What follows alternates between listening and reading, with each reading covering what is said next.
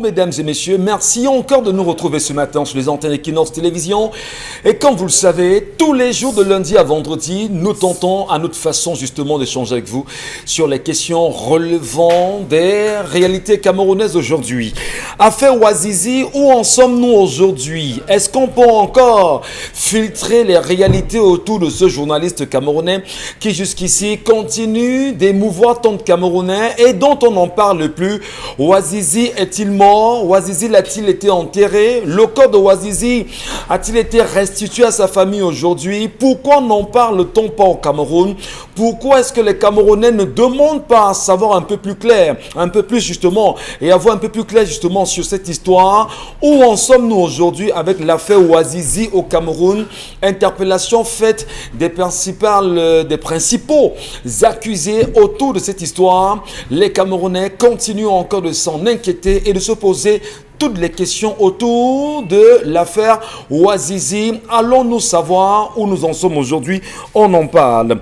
Comment comprendre également, on va dire, la rapidité d'une procédure judiciaire à la suite justement de ce qui s'est passé chez le ministre des Sports, Narcisse Moule-Kambi, où deux personnes ont été accusées d'avoir soutiré, si vous voulez, volé 85 millions de francs CFA chez le ministre des Sports et de l'Éducation physique, parmi lesquels 75 millions en espèces sonnantes et trébuchantes et 10 millions en bons de carburant.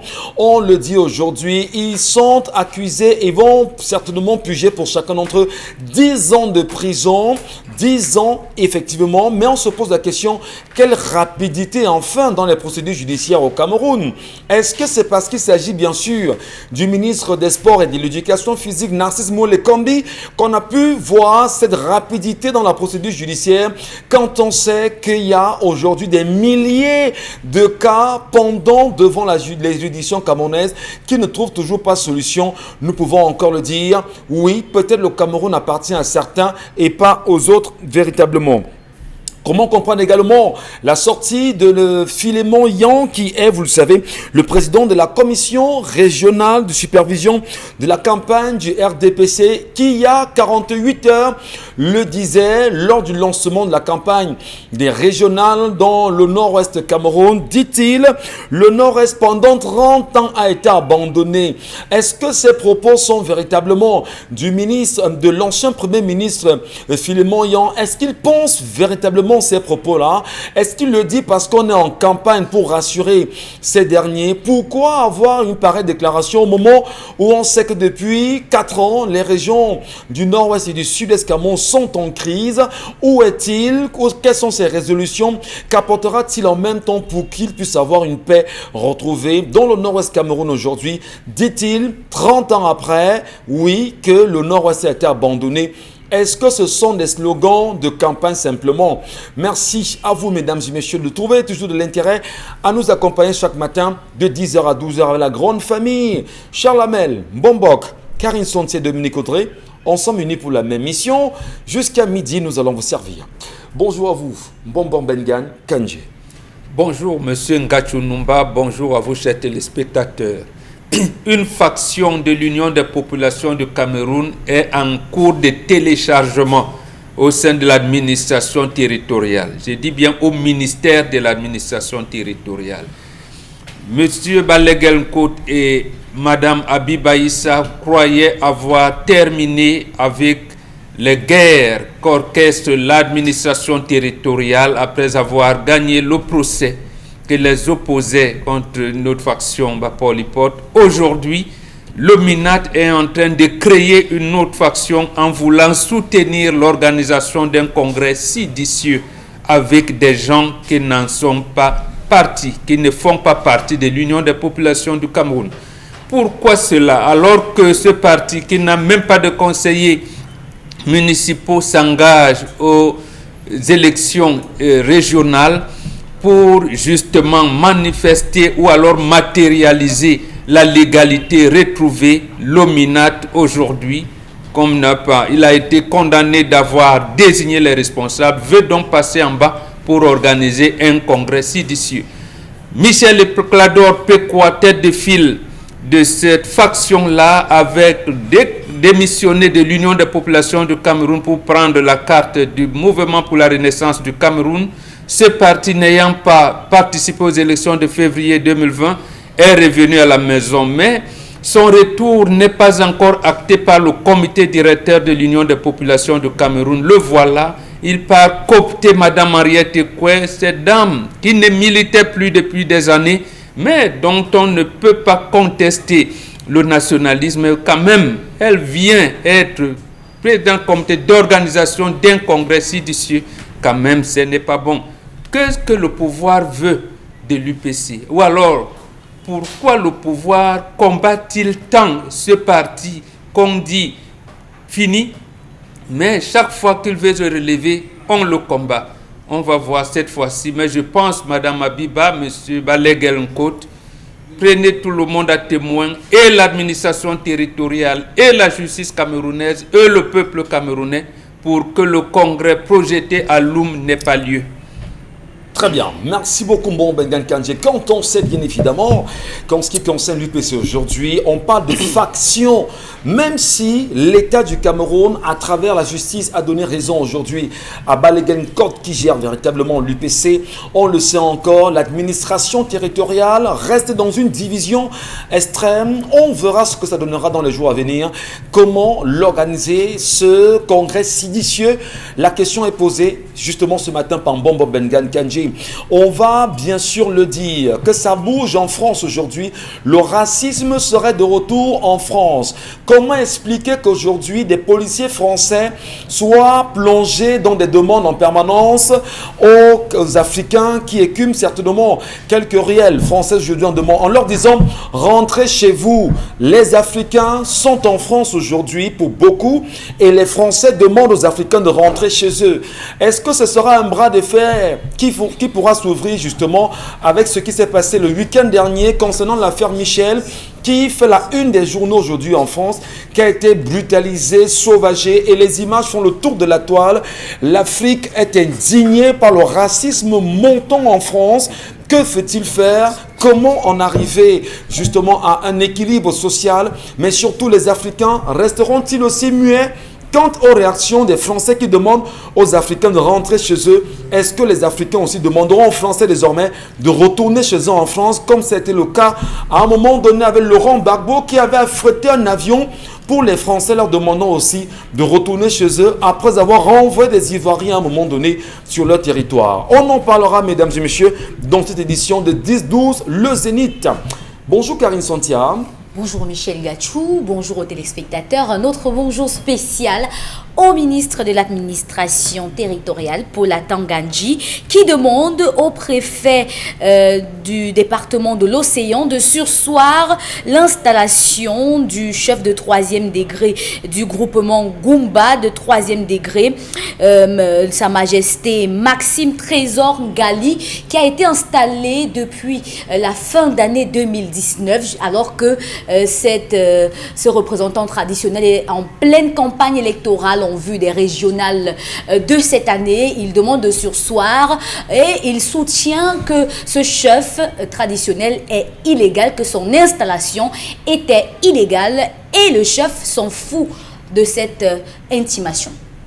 Merci beaucoup Karine Santia. C'est le Cameroun en même temps qui bouge. Vous le savez, on est en pleine campagne régionale. Et en pleine campagne régionale, effectivement, le ministre de l'administration territoriale qui demande justement qu'on destitue quelqu'un. Oui, on destitue un chef traditionnel alors qu'il y a eu un an pour revenir sur son installation, sur son choix et tout, mais il attend qu'on lance les campagnes électorales. Peut-être qu'il va comme candidat prioritaire parce qu'il est à tête de liste de 3 listes dans cette localité-là. Il faut dire que peut-être que c'est un adversaire assez coriace. Coriace certainement. Est-ce qu'on peut destituer un chef? Oui, peut-être non. En même temps, on en parlera. Charles Amel Bachou, bonjour à vous et bienvenue ce matin. Bonjour, monsieur Michel Gachou.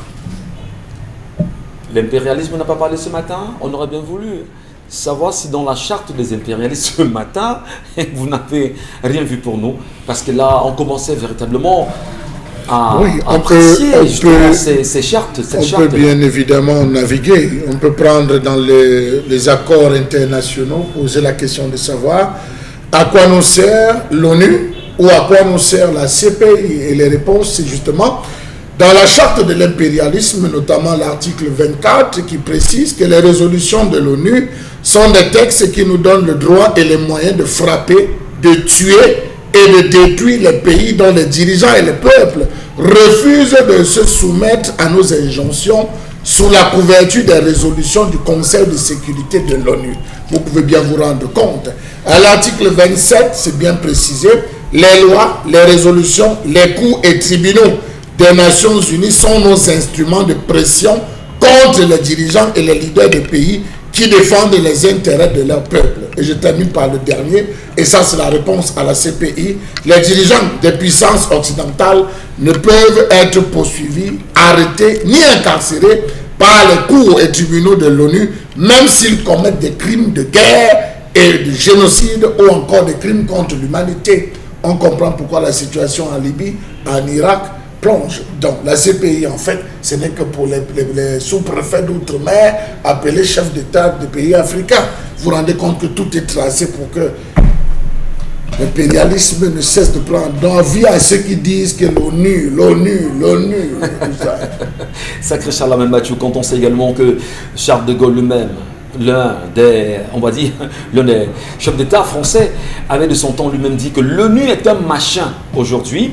Et lorsque vous revenez sur cette charte, bien évidemment, de l'impérialisme, on peut comprendre pourquoi George Bush n'a jamais été poursuivi après avoir mené les exactions en Irak. On peut comprendre pourquoi Sarkozy jusqu'à présent n'est pas inquiété. Sarkozy et Obama. Sarkozy et Obama. Ou encore même l'ancien Premier ministre britannique qui était assez impliqué dans l'histoire concernant la Libye aujourd'hui. Donc, que les Africains prennent conscience, et on va d'ailleurs saluer le président Alpha Condé, même s'il a eu une élection qui est contestée bien évidemment là-bas, qui vient de faire une sortie en disant que la Guinée n'appartient plus aujourd'hui à la France en tant que pays de l'outre-mer.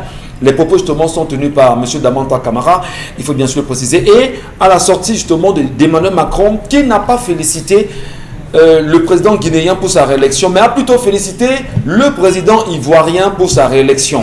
Quel contraste! L'Afrique nous appartient. Prenons conscience. L'histoire de ce matin, Dominique Audrey. Bonjour Michel Gachou, bonjour aux téléspectateurs. Ce matin, avant de déclamer l'histoire, j'aimerais dire aux téléspectateurs que vous pouvez passer par l'entremise de chacune des personnes sur le plateau pour envoyer votre histoire si jamais, au grand jamais, vous ne parvenez pas à m'avoir directement à travers le code, le compte Dominique Audrey Oyengelek officiel. Donc, l'histoire de ce matin, c'est l'histoire d'une jeune femme qui raconte que ses problèmes ont commencé depuis l'année 2010. Elle se présente comme étant une jeune femme chrétienne, pieuse, pratiquante, qui est tombée amoureuse du prêtre qui l'a confessée. Pieuse. Il y a eu comme un appel pendant ce moment avec Elle est en train de lire les textes justement de la dame. Elle est pieuse. Bah écoutez. Je suis tombée amoureuse du prêtre qui me confessait. Il y a eu comme un appel pendant ce moment.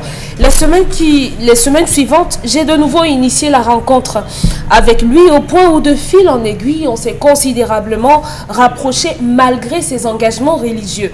Je précise qu'avec le prêtre, avant lui, j'étais toute seule et je recherchais l'âme sœur. Depuis lors, nous nous voyons et nous avons même fait une fille aujourd'hui qui est âgée de 7 ans. Seulement, depuis la rentrée, ma fille me dit que ses camarades de classe parlent tout le temps de leur père et me demandent où est le sien. Ne sachant quoi lui dire avec exactitude entre l'homme qu'elle voit à la maison et celui qui fait la prêche le dimanche, je suis confuse. À côté de ça, nous ressentons l'envie de vivre tous les deux, mais nous sommes bloqués par deux faits. Le premier, c'est le regard extérieur de la femme qui aurait amené le prêtre à nier ses engagements. Et le deuxième facteur, c'est la vérité face à ma famille qui est très attachée aux valeurs religieuses, surtout mon père. Alors, comment nous en sortir? Comment nous débarrasser de nos fardeaux qui sont les autres? Et comment protéger notre fille de 7 ans? Comment soigner nos images auprès de la société si on s'engageait? Besoin de conseils. Il y en a beaucoup. Il y en a. Officiellement, qui s'assument, qui s'affichent. Oui. Ouais. Bah, la solution est tout trouvée. Je vous écoute, Dominique Audrey. Que lui dites-vous? Elle pose quand même deux questions fondamentales aujourd'hui. Le regard extérieur, et il ne faudrait pas qu'on dise que c'est elle, la femme, qui a amené le prêtre à se désengager de son engagement. Je peux peut-être me répéter ici. Comment vous comprenez l'histoire de ce matin, Dominique? Vous en riez, mais donnez-nous votre position. Qu'est-ce que vous dites à cette femme? Non, par rapport au regard des autres, vraiment, on en a cure. Parce que vous fassiez les choses selon les normes qui vont plaire aux gens, il y en aura qui ne seront pas contents. Donc, à un moment, tellement la vie est courte, tellement on ne sait pas à quel moment on peut mourir, qu'on n'a pas à se soucier de ce que les gens vont passer. Parce qu'à la fin, lorsque vous rentrerez chez vous, après avoir fait ce que la société, entre guillemets, vous demande de faire, vous ne serez pas heureuse. Vous serez malheureuse après avoir rendu les gens heureux. Donc, first of all, vous d'abord, c'est vous la priorité. Et aujourd'hui, même vous passez en second plan parce que vous avez un enfant qui a besoin de réponses. Donnez les réponses à votre enfant. Elle dira à l'enfant, je tombe amoureux d'un prêtre et nous t'avons fait. Faites abstraction de ce que c'est un prêtre. Parce qu'avant d'être un prêtre, c'est d'abord un homme qui a des pulsions, qui a des besoins et qui visiblement n'a pas pu les contenir. Il a laissé s'exprimer son hominité et il a fait un enfant avec cette femme. Donc, si l'enfant voit déjà le prêtre à la maison et sait que c'est son papa, mais continuez. Vous avez plus de 30 ans, sensiblement. Vous n'êtes plus une enfant. Faites comprendre à vos parents que voilà ce que les gens aujourd'hui estiment être un problème, une bêtise. Vous l'avez faite. Maintenant, le vin est tiré, il faut boire. Il faut boire parce qu'on ne peut pas revenir en arrière. Si c'était simplement des galipettes, on aurait pu enterrer ça, personne n'en aurait jamais su. Mais maintenant, il y a un enfant qui est âgé de 7 ans. Et après, cet enfant va entrer dans l'âge pubère. La société dans laquelle vous vivez, votre environnement, votre quartier, votre communauté va vous juger.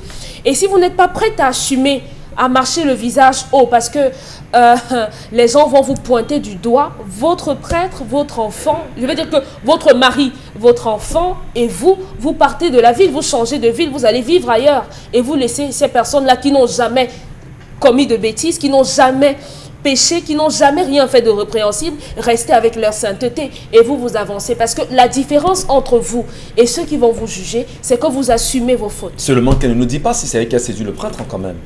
Pendant ce moment de confession, ça ne servira à rien. Où le prêtre aura péché pendant une confession. Chez les catholiques, la confession, on ne se voit pas. Vous savez comment ça se non, passe. Puisque vous avez été catholique. Non, Michel, toutes les fois où je me confesse, je ne vois pas le prêtre. Je ne sais même pas qui est derrière. Non, il y en a. Il y en a. Elle ne voit pas. Ah, vous ne voyez pas? Elle dit qu'elle ne voit pas. Elle dit il y a une sorte de grille qui nous sépare.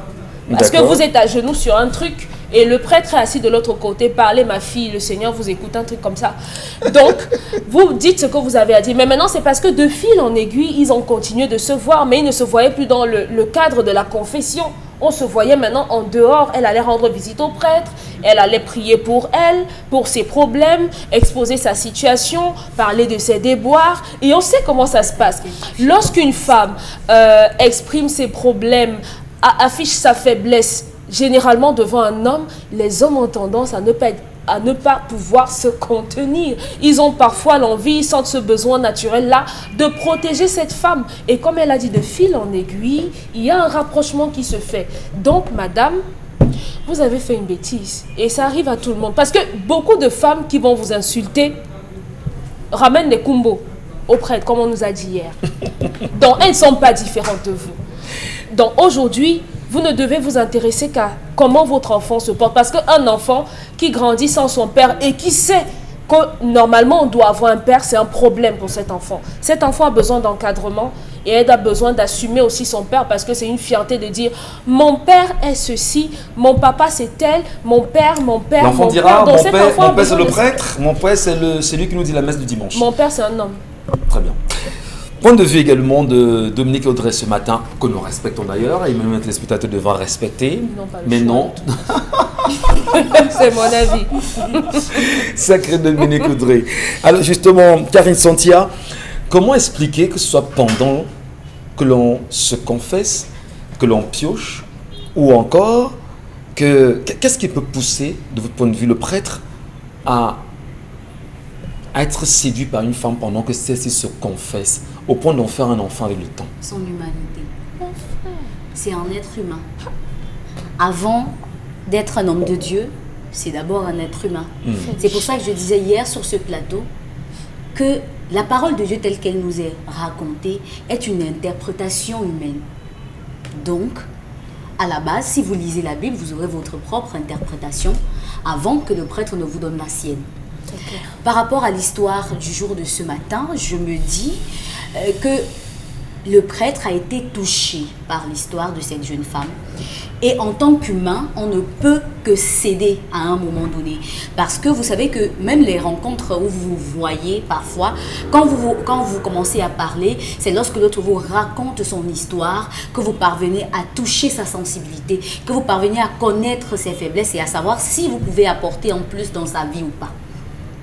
C'est lorsque l'autre vous raconte son histoire que vous pouvez établir tout cela. Et je pense que le prêtre a été humain. Et heureusement, il a été délivré. Parce que s'il respecte... Qui est délivré? Le prêtre. Parce que s'il respectait la parole, ou encore s'il respectait les préceptes de l'Église catholique, il n'aurait pas connu femme, il n'aurait pas eu d'enfant. Et chez nous, en Afrique, tel que les membres le disent, quand vous mourrez de cette façon-là, vous ne serez pas enterré comme un homme qui a vécu. Vous êtes comme un passant qui est passé et qui n'a rien laissé, même pas un arbre.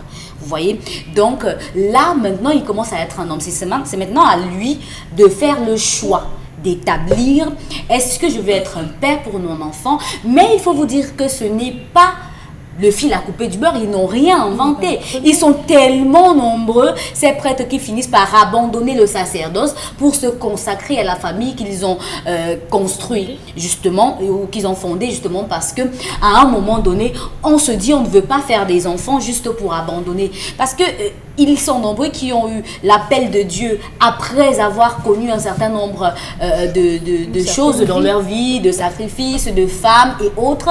Maintenant, il y en a qui vivent leur vie normalement en tant que prêtres et qui font juste en sorte qu'on ne le sache pas. Mais il y a plusieurs sœurs aujourd'hui de l'Église catholique qui ont des enfants, qui parfois lorsqu'elles tombent enceintes, on les envoie au Canada, on les envoie en Suisse, et ainsi de suite, pour mettre au monde leurs enfants et après elles reviennent et continuent à servir. Je ne le dis pas parce que j'invente, je le dis parce que je connais des sœurs qui sont tombées enceintes et qui sont allées mettre au monde leurs enfants ailleurs. Alors, cette femme pose quand même deux problèmes. Et l'un Oui. des problèmes d'ailleurs qu'elle pose aujourd'hui, c'est comment est-ce que les deux peuvent se mettre ensemble sans avoir le jugement, on va dire, du monde. Le qu'en dira-t-on? Même quand, Michel Gachou, vous êtes connu à l'école, on vous dit que vous n'alliez pas à l'école étudier, que c'est l'amour de jeunesse, ça ne va pas durer. On vous dit qu'en fait, si la femme n'a pas réussi ses examens toutes les fois, c'est parce que l'homme tournait la tête de la femme.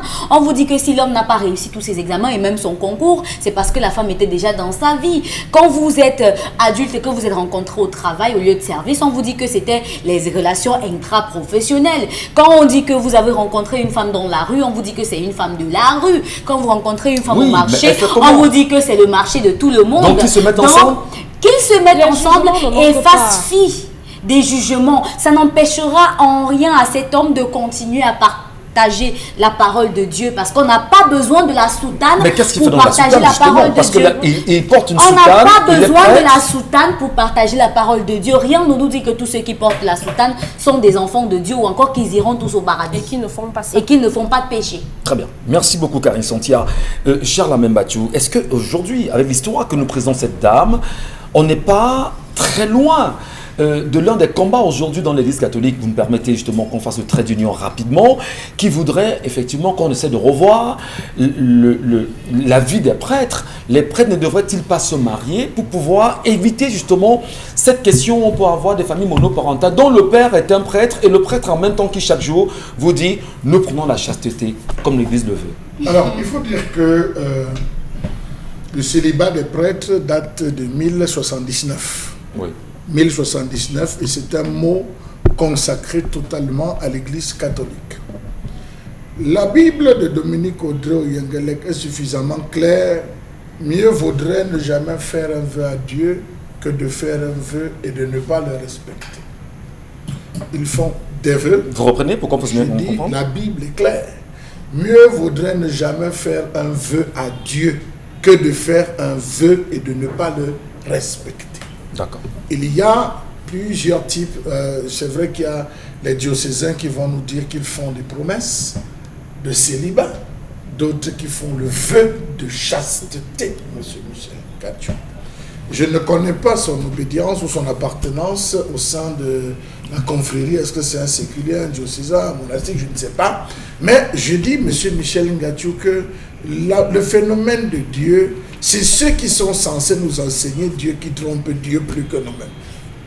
Ceux qui sont censés enseigner. Vous vous arrêtez au prêtre. J'ai fréquenté avec l'enfant d'un archevêque. Moi, j'ai fréquenté, il avait ses sœurs. Il avait ses sœurs, on discutait, c'est ma petite sœur. Et quand il rentrait, on voyait ce qui se passait. Vous avez ici un Zachman. À Douala?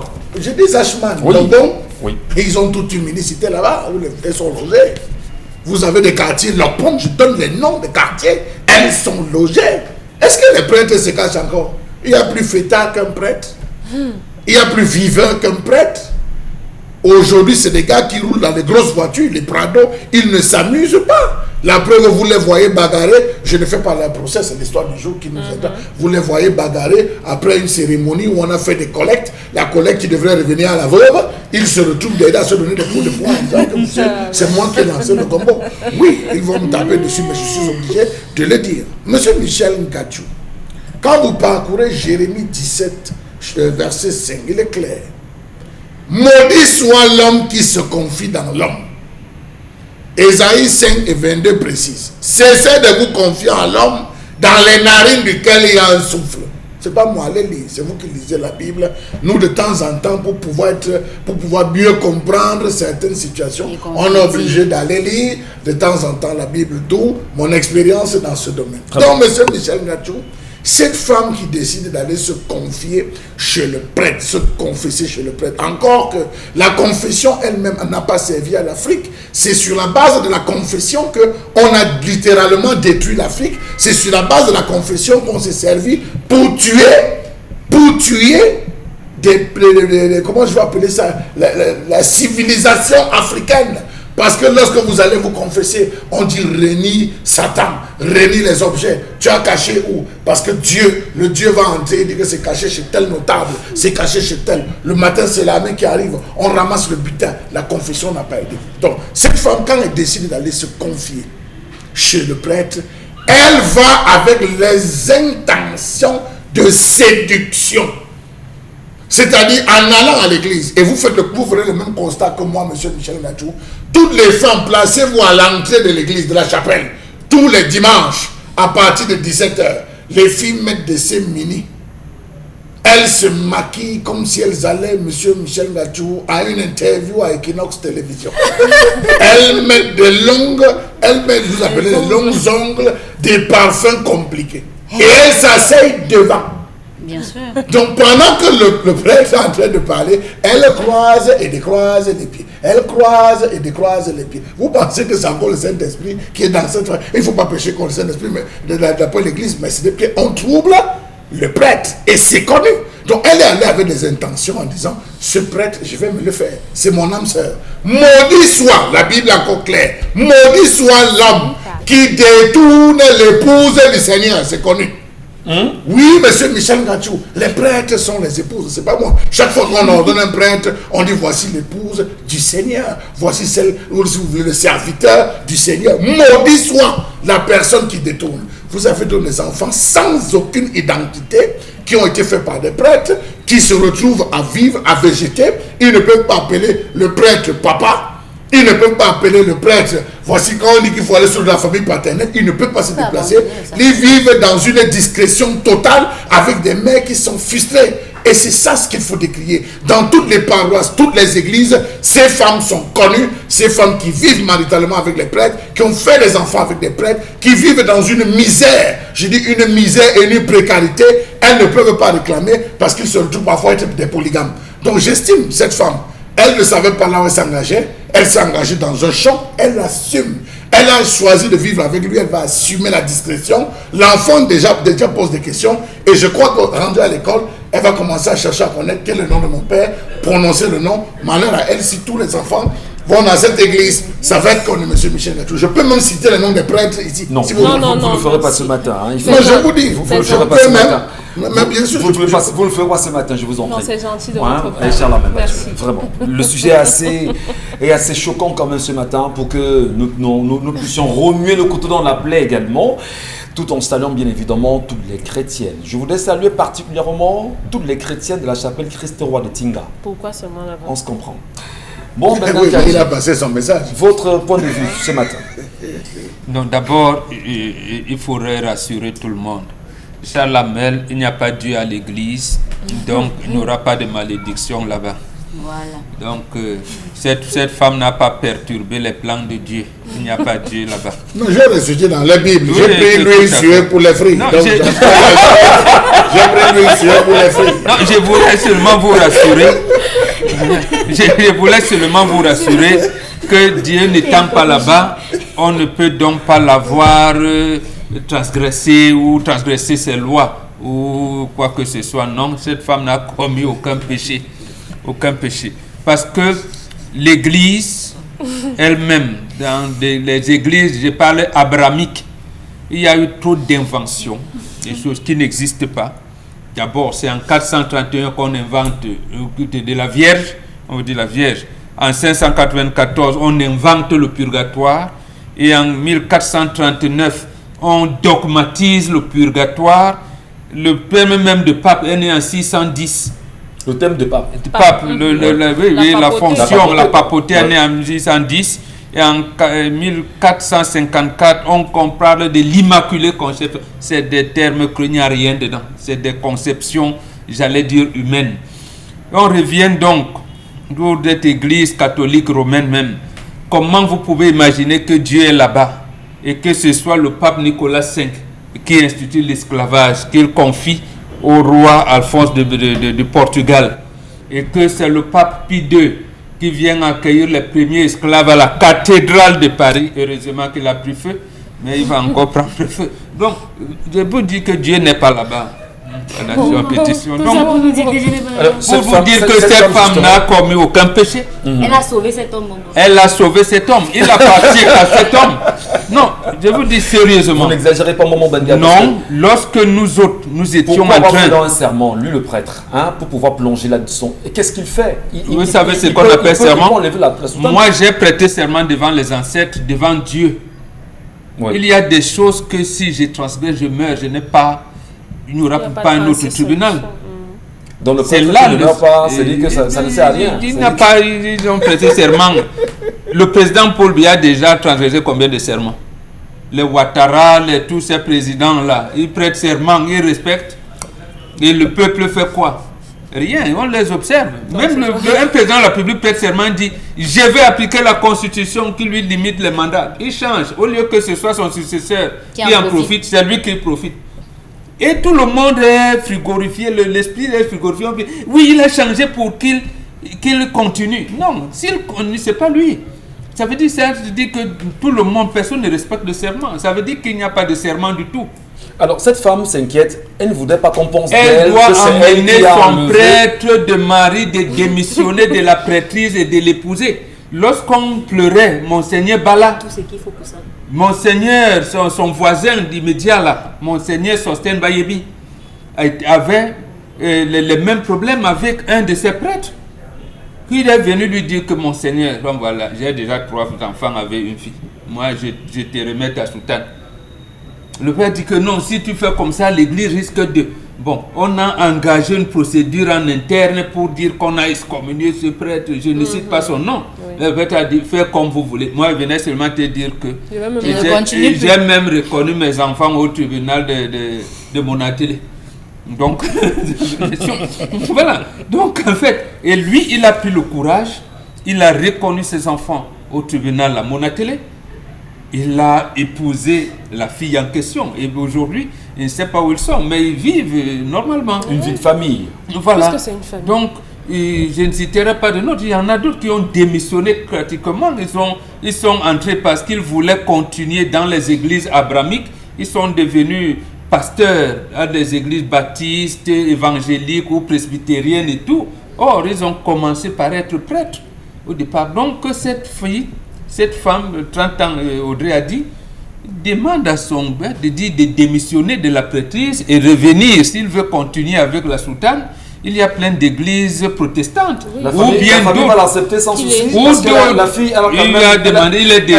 elle a peur justement du Il y a même d'autres. Il y a des églises catholiques, anglicanes, gallicanes et tout qui ont des femmes. Il peut, s'il veut continuer dans cette roublardise abramique, voilà, qu'il entre là-dedans. Donc cette femme n'a commis aucune faute. Maintenant, elle risque justement de commettre la faute quand elle ne pourra pas répondre aux questions de son enfant. Ouais. Là, à ce moment-là, Dieu va vraiment la punir. Merci beaucoup, mon Bendian. Merci à vous, mesdames et messieurs. Vos réactions et surtout vos commentaires sont attendus. Vous avez les plateformes 10-12 le Zénith. Vous avez Equinox TV également. Un numéro s'affiche au bas de l'écran. Mesdames et messieurs, n'hésitez pas. Nous vous lirons. Tout de suite, la colère.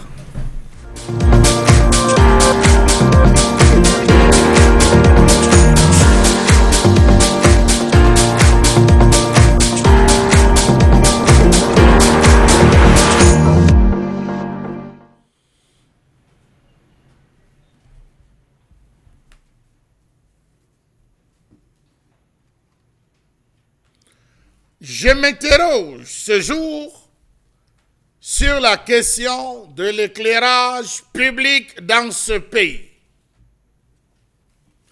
À quoi sert l'argent sans cesse voté dans ce pays pour l'éclairage public et la maintenance? À l'heure où on parle, l'Europe est à 70% ou a à 70% atteint l'éclairage nocturne. Ce qui suppose que tous les coins en Europe sont littéralement éclairés à 70%. La Suisse à elle seule a atteint 80% d'éclairage nocturne, à telle enseigne que les experts s'interrogent sur la surexposition à la lumière constante. Au Cameroun, nous vivons dans le noir. Lorsque 19h sonne, c'est à peine si on peut encore commissionner un enfant, tellement les rues sont noires. Les axes véritablement baignent dans une obscurité totale. Raison pour laquelle l'illustration, on a préféré le jour. On vit au XXIe siècle dans les grandes métropoles comme il y a 60 ans dans nos villages. Il ne nous reste plus qu'à nous balader dans les rues avec des lampes tempêtes comme on le faisait à une certaine époque à Bonamouang, Bonakwamouang et Bonamikenge. Les principales villes de nos pays sont noires la nuit avec les poteaux d'éclairage comme décoration. Yaoundé, Douala, Bafoussam, Bertois et Bolova. Yaoundé a mal à son réseau d'éclairage public. Douala compte près de 300 panneaux solaires avec des résultats abracadabra. Prenez l'exemple, l'entrée de la ville de Yaoundé, venant de l'axe lourd Douala-Yaoundé, dans toute cette zone d'Ahala 1 à Ahala 2, Sam et même au lieu des barrières, les populations se sont résignées à l'obscurité entre agression, entre viol et assassinat. Pour l'axe Yaoundé-Simalène, il vaut mieux ne pas s'y retrouver à pied la nuit. Comment comprendre que la ville de Douala, 4 millions d'habitants, on avoisine les 5, présente un déficit énorme en éclairage public? À quelle époque remonte la dernière maintenance du réseau électrique de la ville de Douala pour parler d'elle? Rappelez-vous qu'un délégué était allé jusqu'à nous dire on ne peut pas mettre les poteaux électriques dans la ville parce qu'il y a des délinquants qui coupent. Mais on connaît où traquer les opposants dans ce pays, on connaît jusqu'où les retrouver dans les matandas, mais pour les poteaux, on ne peut pas réussir à combattre. Raison pour laquelle Douala devrait vivre dans le noir. Comment comprendre le fait qu'on se plaigne plus de l'insécurité dans certaines régions de ce pays alors qu'on en souffre gravement dans nos villes? Il y a des axes que vous ne pouvez pas prendre à une certaine heure de la nuit, des axes lourds, permettez-moi, on me dit axe lourd, mais pendant, vous ne pouvez pas prendre cette zone, vous ne pouvez pas prendre l'axe reliant, n'est-ce pas, l'extension Bonabassem jusqu'à Sable. Vous allez vous faire agresser littéralement par des individus qui, aussitôt le forfait commis, réussissent à pénétrer dans la pénombre. Attendre un taxi à partir de 19h, dès que la nuit tombe, devient une entreprise risquée, tant les risques d'agression sont grands. On a des personnes qui nous installent dans le noir. Oui, on installe une image, on installe un poteau. À peine le poteau avec la lampe a-t-il fonctionné 2 mois qu'il s'arrête. On oublie de venir changer l'ampoule, on accuse la qualité de tension et basta. Ce n'est pas que l'argent n'est pas voté, l'argent est décaissé, mais utilisé à d'autres fins. Comment comprendre que la plupart des rues et quartiers de ce pays soient dans l'obscurité totale?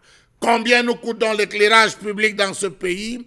Réponse: l'Assemblée nationale, lors des débats, nous a informé que plus de 55% de la facture d'électricité liée à l'éclairage public est payée chaque année par l'État du Cameroun. 55%, nous dit-on. Comment comprendre que le premier poste de consommation, selon une étude commandée par le gouvernement du Cameroun, soit l'éclairage public? On nous a habitués à ce que, de décembre en janvier, les villes de ce pays sont illuminées. Vous allez voir dès le 1er décembre, on va illuminer le boulevard de la République, on va illuminer le rond-point 4e, on va illuminer un peu salle de fête. Vous allez croire que vous êtes dans l'illumination. Dès janvier, le même bus qui avait installé va venir enlever, on va aller laver, garder en attendant le prochain décembre. Comment comprendre que seuls les phares des véhicules éclairent la chaussée dans la ville de Douala? Oh, il est difficile de les arpenter. Devrait-on encore le vivre au XXIe siècle?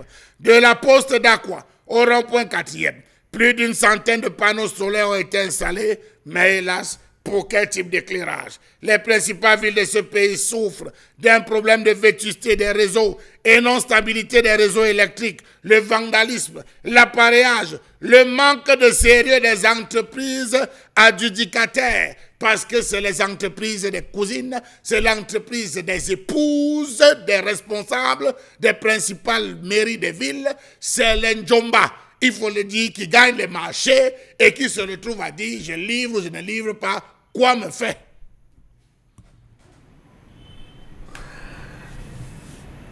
La colère exprimée ce matin, mesdames et messieurs, on peut en rire, mais c'est fou, c'est n'importe quoi. Ce que Charles Mathieu précise ce matin, c'est extrêmement grave. Je voudrais vous parler d'abord de l'Est Cameroun. Allez justement à l'Est Cameroun, à Bertoua en réalité.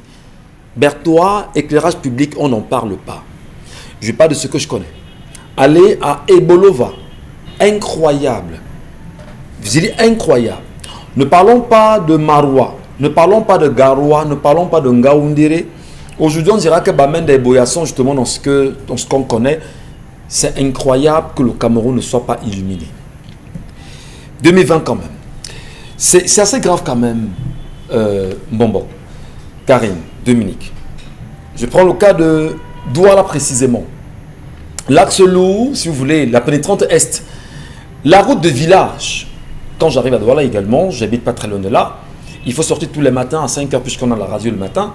Je peux vous rassurer, pendant toute la période où je vivais à village, il n'y avait pas d'électricité. Il n'y a pas d'éclairage public à village. C'est-à-dire que ça a changé? Ça n'a pas changé. Ça n'a pas changé. Je n'ai pas bien de village. Et ça a commencé avant vous? Je vais bien de village. J'ai eu la chance ici, à Equinox, de mener un reportage, juste sur l'éclairage public, où une nuit, HTC, je le cite ici, on a fait le tour de la ville, incroyable. Incroyable. On est dans un pays, 2020, pas d'éclairage public. Et justement, devant nos quartiers terminus, je parle au rond-point terminus, ici à Douala, devant nous, une femme s'est fait agresser, son sac a été arraché. Je dis devant nous, devant moi, le reporter, le caméraman qui m'accompagnait, incroyable. Et là, je parle bien de terminus ici, là à Douala. Comment comprendre qu'en 2020, que l'on n'ait pas d'éclairage public au Cameroun? Dominique Audrey, est-ce qu'on ne devrait pas avoir honte quand on regarde la caméra? Est-ce qu'on ne devrait pas avoir honte quand on se parle entre nous, Camerounais, de ce fait qui est aussi important pour la République?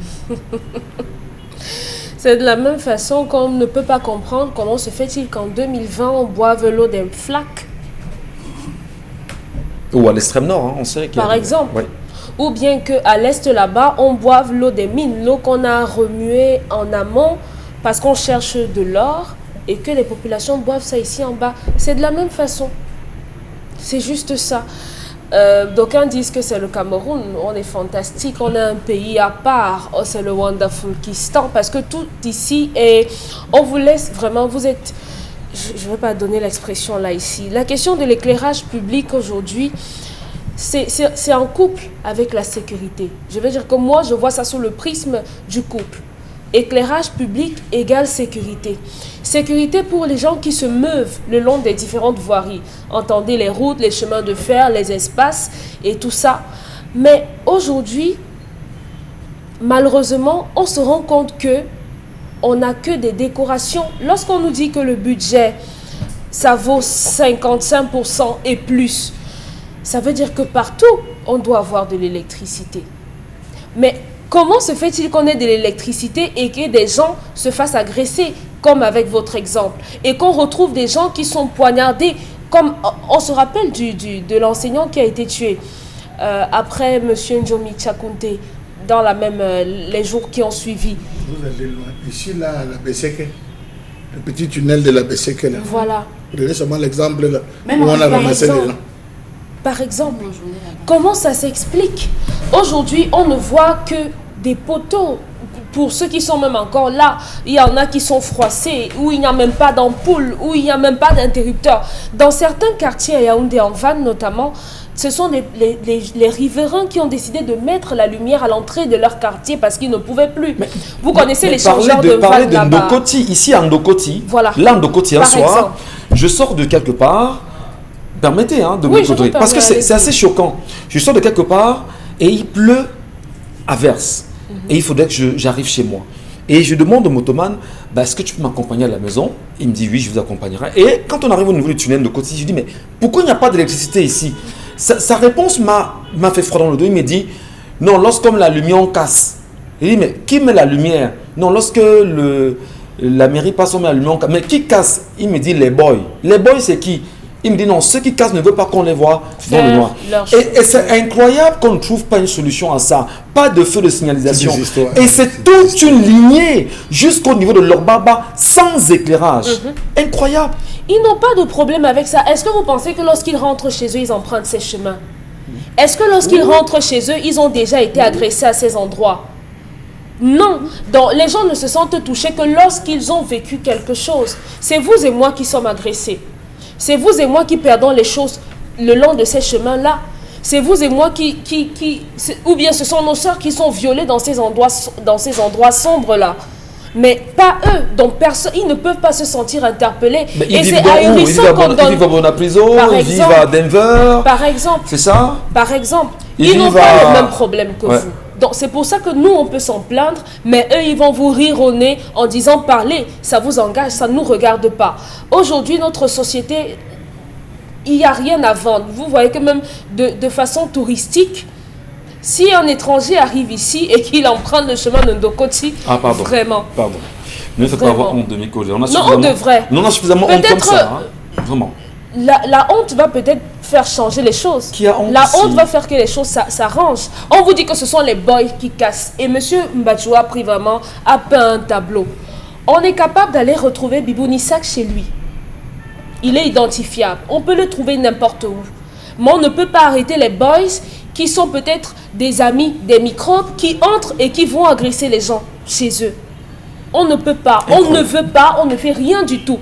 Dans d'autres pays, c'est depuis le 19e siècle qu'on travaille sur l'éclairage public. Depuis le 19e siècle, en France notamment. Avec des lampadaires, des lampes sur les boissons. Par exemple. Mais vous ici, en 2020, vous n'avez rien du tout. Mais on vous dit que c'est 55% de votre budget. Dixit, le ministère de l'eau et de l'énergie.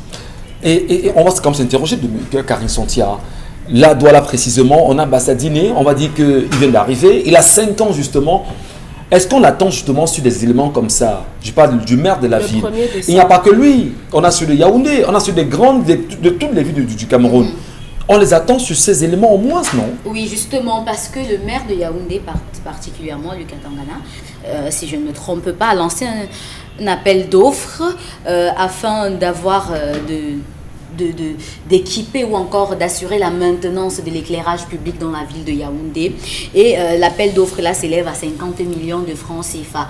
Et dans cet appel d'offres là, il faut la contribution ou encore il faut l'implication des maires des différents arrondissements. J'en vous dit Karine Santia, et l'appel d'offres c'est 50 millions de francs CFA.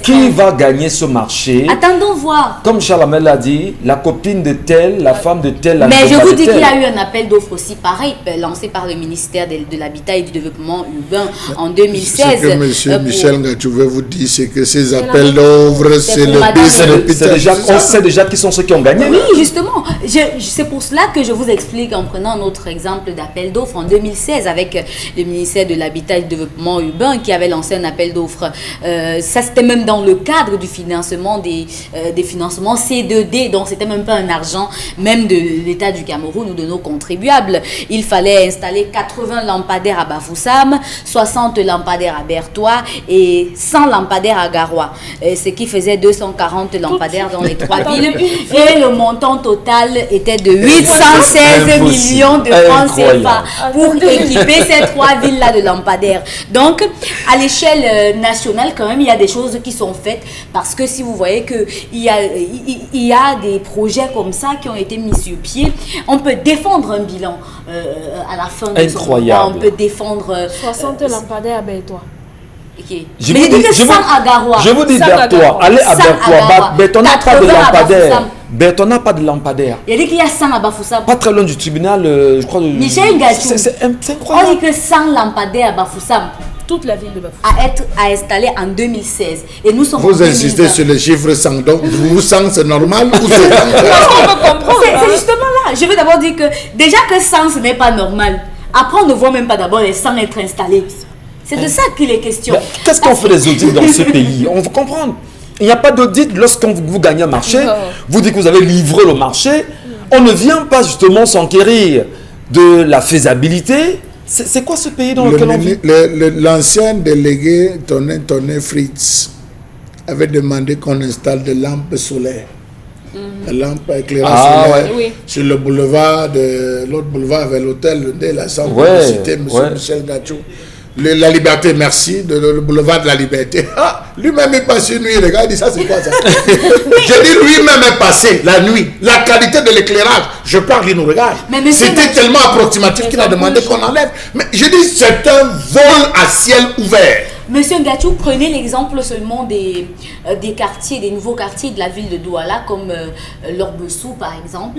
Lorsque vous quittez du carrefour Rond-Point Petit Pays jusqu'à Rhône-Poulain, et puis vous quittez de Rhône-Poulain pour l'Orbessou, je ne fais pas sans publicité, Nickel Oil, vous voyez que tout est dans le noir. Même leur pomme, partant de Rhône-Poulain. Justement, tout est dans le noir. Vous circulez à moto ou dans votre véhicule, c'est seulement les lumières des boutiques voisines qui éclairent, qui arrivent un peu au niveau de la route, qui vous permettent de voir un peu. Donc si votre véhicule à ce moment-là perd ses phares, vous allez regretter, et tant pis pour vous. Mais à ce moment-là, il y a des coupeurs qui vous attrapent et qui vous pillent, qui vous dépouillent complètement de vos biens dans cette rue-là. Vous ne le dites pas très bien. Tout à l'heure, madame les téléspectateurs, permettez, je vous en prie. Madame, messieurs. Et pickpocket. Oui. Il est important que les Camerounais qui nous regardent ce matin prennent conscience. On en reparle.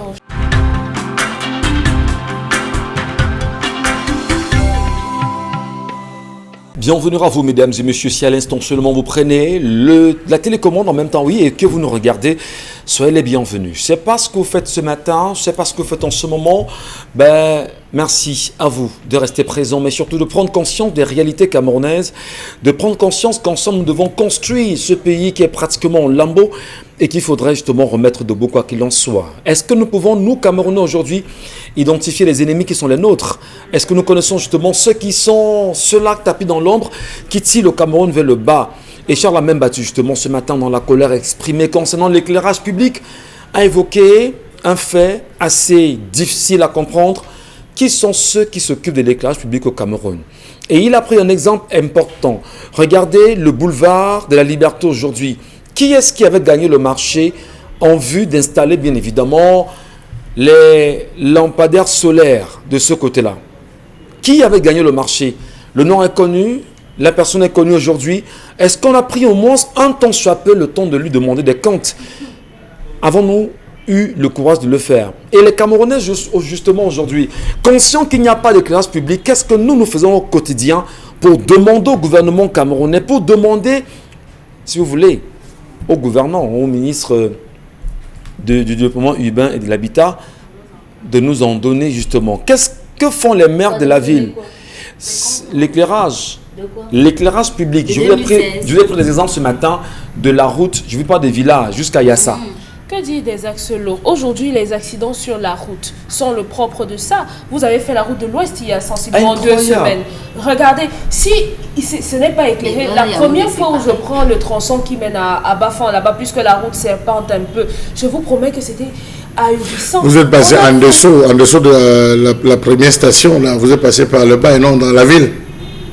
Comment? En passant par l'eau, on a traversé Pendjaï. Oui, c'est ça que je dis, vous êtes rentré en dessous. Je vous parlais de ce tronçon de la frayeur. Vous abandonnez là, l'entrée de Babonné. Vous voyez que les herbes partout. Imaginez votre voiture tombe en panne. Et vous savez comment on circule sur nos axes? On circule dans le sens opposé parce que les routes... Oh ben là, ne nous poussez pas à ouvrir encore un sujet assez énervant. Parce que, je vous dis encore, lorsque vous prenez Banganté, Douala, on ne roule pas à sens unique. C'est-à-dire que si vous voulez, on ne peut pas rouler normalement. On roule serpenté parce qu'on évite les nids de poules, les nids d'éléphants, etc. Voilà. Maintenant, pour revenir à l'éclairage public, en fait, on va devoir donner la parole à Mbombo sur cette question. Mbombo, vous connaissez le problème. On interpelle les maires actuellement. Est-ce que les maires peuvent d'abord faire l'audit de ce que les anciens maires ont fait avant pour pouvoir solutionner, si possible, le problème pour le bien des populations camerounaises aujourd'hui? Non. Vous parlez de principe, oui, c'est comme ça que ça devrait être fait. Mais les maires ne font l'audit des anciens maires que s'il faut leur faire des problèmes. Lorsque le parti exige qu'on fasse des problèmes en Mbombo qui a dirigé la mairie et dont la main était comme l'équerre, donc il n'était pas. Voilà, on dit qu'il a l'équerre, encore il a l'équerre, la main on va faire son audit. Mais sinon, on ne fait rien. Je vous prends un cas. D'abord, vous connaissez la commune de Bonnet, puisque vous avez pris cette route. La commune de Bonnet. Dans le Mungo. C'est dans le Mungo, effectivement. Voilà. Ils avaient, parce que les municipalités ont leur loi qu'on appelle délibération.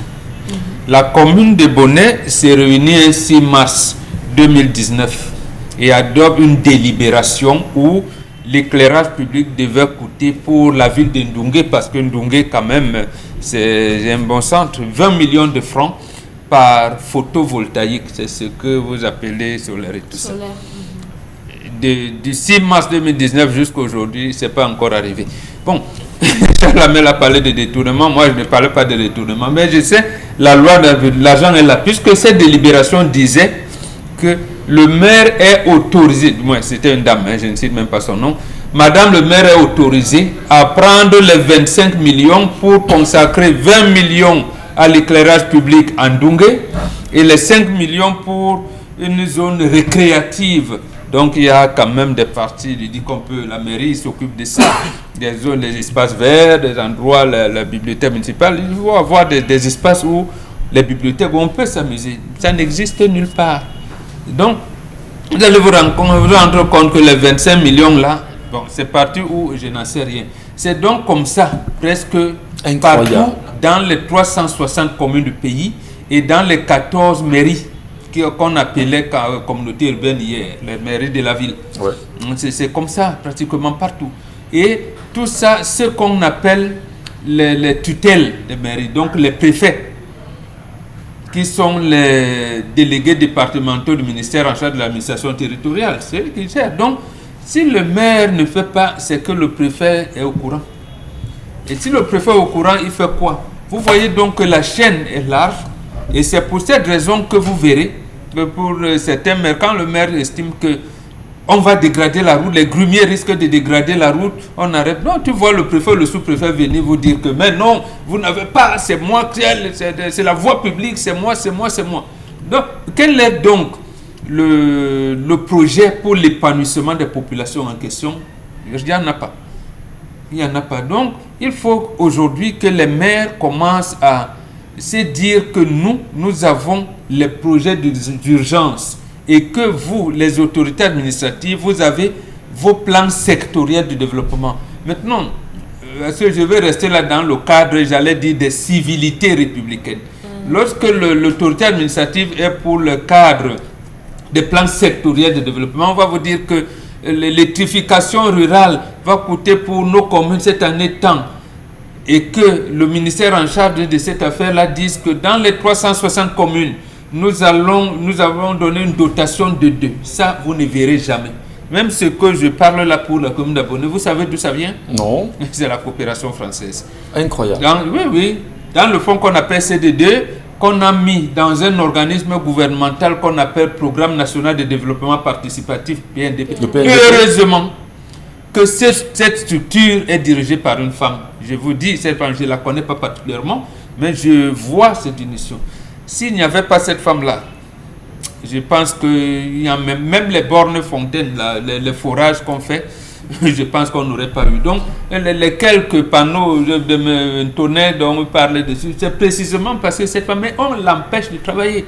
Parce que ça aussi, il faut le dire. Pour quel intérêt? Si on laissait la dame qui dirige le PNDP travailler avec le déploiement qu'elle fait, franchement, beaucoup de choses auraient. Parce que la France, quand elle a dit j'annule la dette, bon, elle s'était déjà payée. Je ne pensais pas que c'était. Voilà, c'était pas la magnanimité de la France. Il s'était payé même plus du triple de ce qu'on aurait dû payer. Il a dit ces fonds, je les loge à la BEAC et on va voir dans quelle mesure sera injecté pour les projets. Donc, pour l'éclairage public, nos collectivités territoriales décentralisées, avec la complicité des autorités administratives, bouffent cet argent et nous, on pleure. Non seulement on va pleurer, mais prenons-nous conscience justement, qu'est-ce qu'elle est de faire en même temps? Est-ce qu'on a une solution à ça, cher Lamine Bachou? Aujourd'hui, quand je dis est-ce qu'on a une solution à ça, c'est que j'interpelle le Camerounais, le citoyen, qui est censé, c'est son droit d'avoir cette électricité. D'ailleurs, on sait aujourd'hui qu'au niveau de l'extrême nord du Cameroun, permettez rapidement, on a cette marche qui est interdite par le sous-préfet de Marois 2e, où les populations veulent marcher le 29 prochain pour demander simplement l'électrification. Ils veulent être dans la lumière. C'est un droit. C'est incompréhensible qu'ils demandent à marcher pour se faire entendre, pacifiquement d'ailleurs, et que le sous-préfet trouve justement à leur faire savoir que le collectif n'est pas reconnu, qu'ils n'ont pas le droit, qu'ils ne pourront pas le faire. Mais finalement, on vit dans quel pays, M. Mbadou? Qu'est-ce qu'on fait? Avant que Charles Lamine ne parle, lorsque les Lions indomptables venaient de remporter la Coupe des Nations au Gabon en 2017, les gens sont descendus dans la rue pour danser. Les mouvements étaient reconnus par quelle autorité administrative? Là, c'est toute la question. À Boya, ils sont descendus avant-hier pour réclamer l'électricité. Ils ont marché d'un point à l'autre pour réclamer l'électricité. C'est un mouvement aussi. Bonne question. Charles Hamel, comment solutionner cette histoire? Monsieur Michel Ngachou, je vais répondre à votre question tout de suite. Il y a un document qui circule sur Facebook ces derniers temps et dans les groupes WhatsApp qui porte l'entête de la République française avec le titre Engagement. Je vous lis les parties essentielles. Moi, XXX, m'engage en ce jour en mon âme et conscience, après avoir pris connaissance de la lourdeur de la tâche qui m'est proposée, à être le collaborateur de la République française qui me propose le poste de ministre du Cameroun. Bon, même si d'aucuns pensent que c'est un fait. Monsieur Michel Ngachou. Beaucoup pensent que c'est un fait. Monsieur Michel Ngachou. Vous ne pourrez pas. Je n'ai pas prononcé le document, on le connaît. Monsieur Michel Ngachou, je vous ai lu la formulation. D'accord. Je vous lis la formulation, c'est le fait que je n'ai pas donné de nom.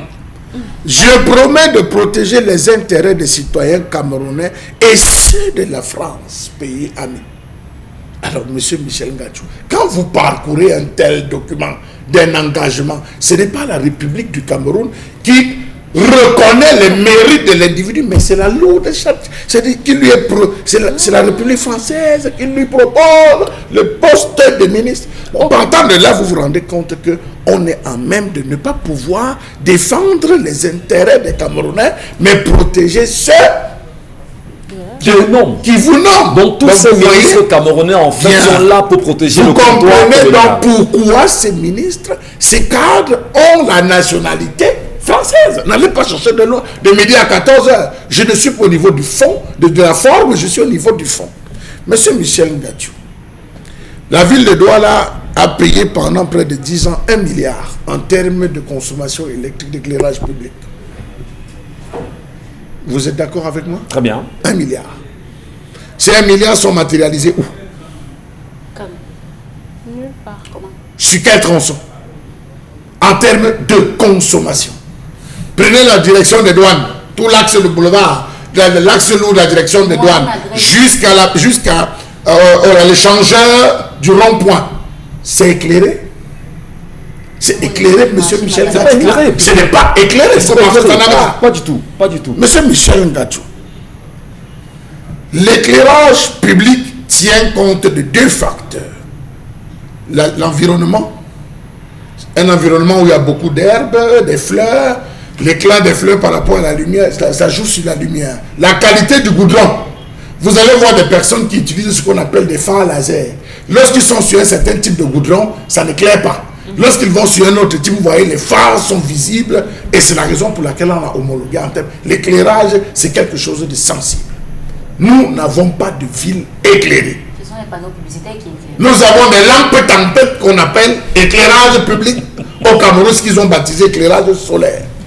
En termes d'accident, est-ce que vous savez que à cause du manque de l'absence d'électrification urbaine, nous nous retrouvons à 30% de personnes qu'on racle la nuit, monsieur Michel Ngachou.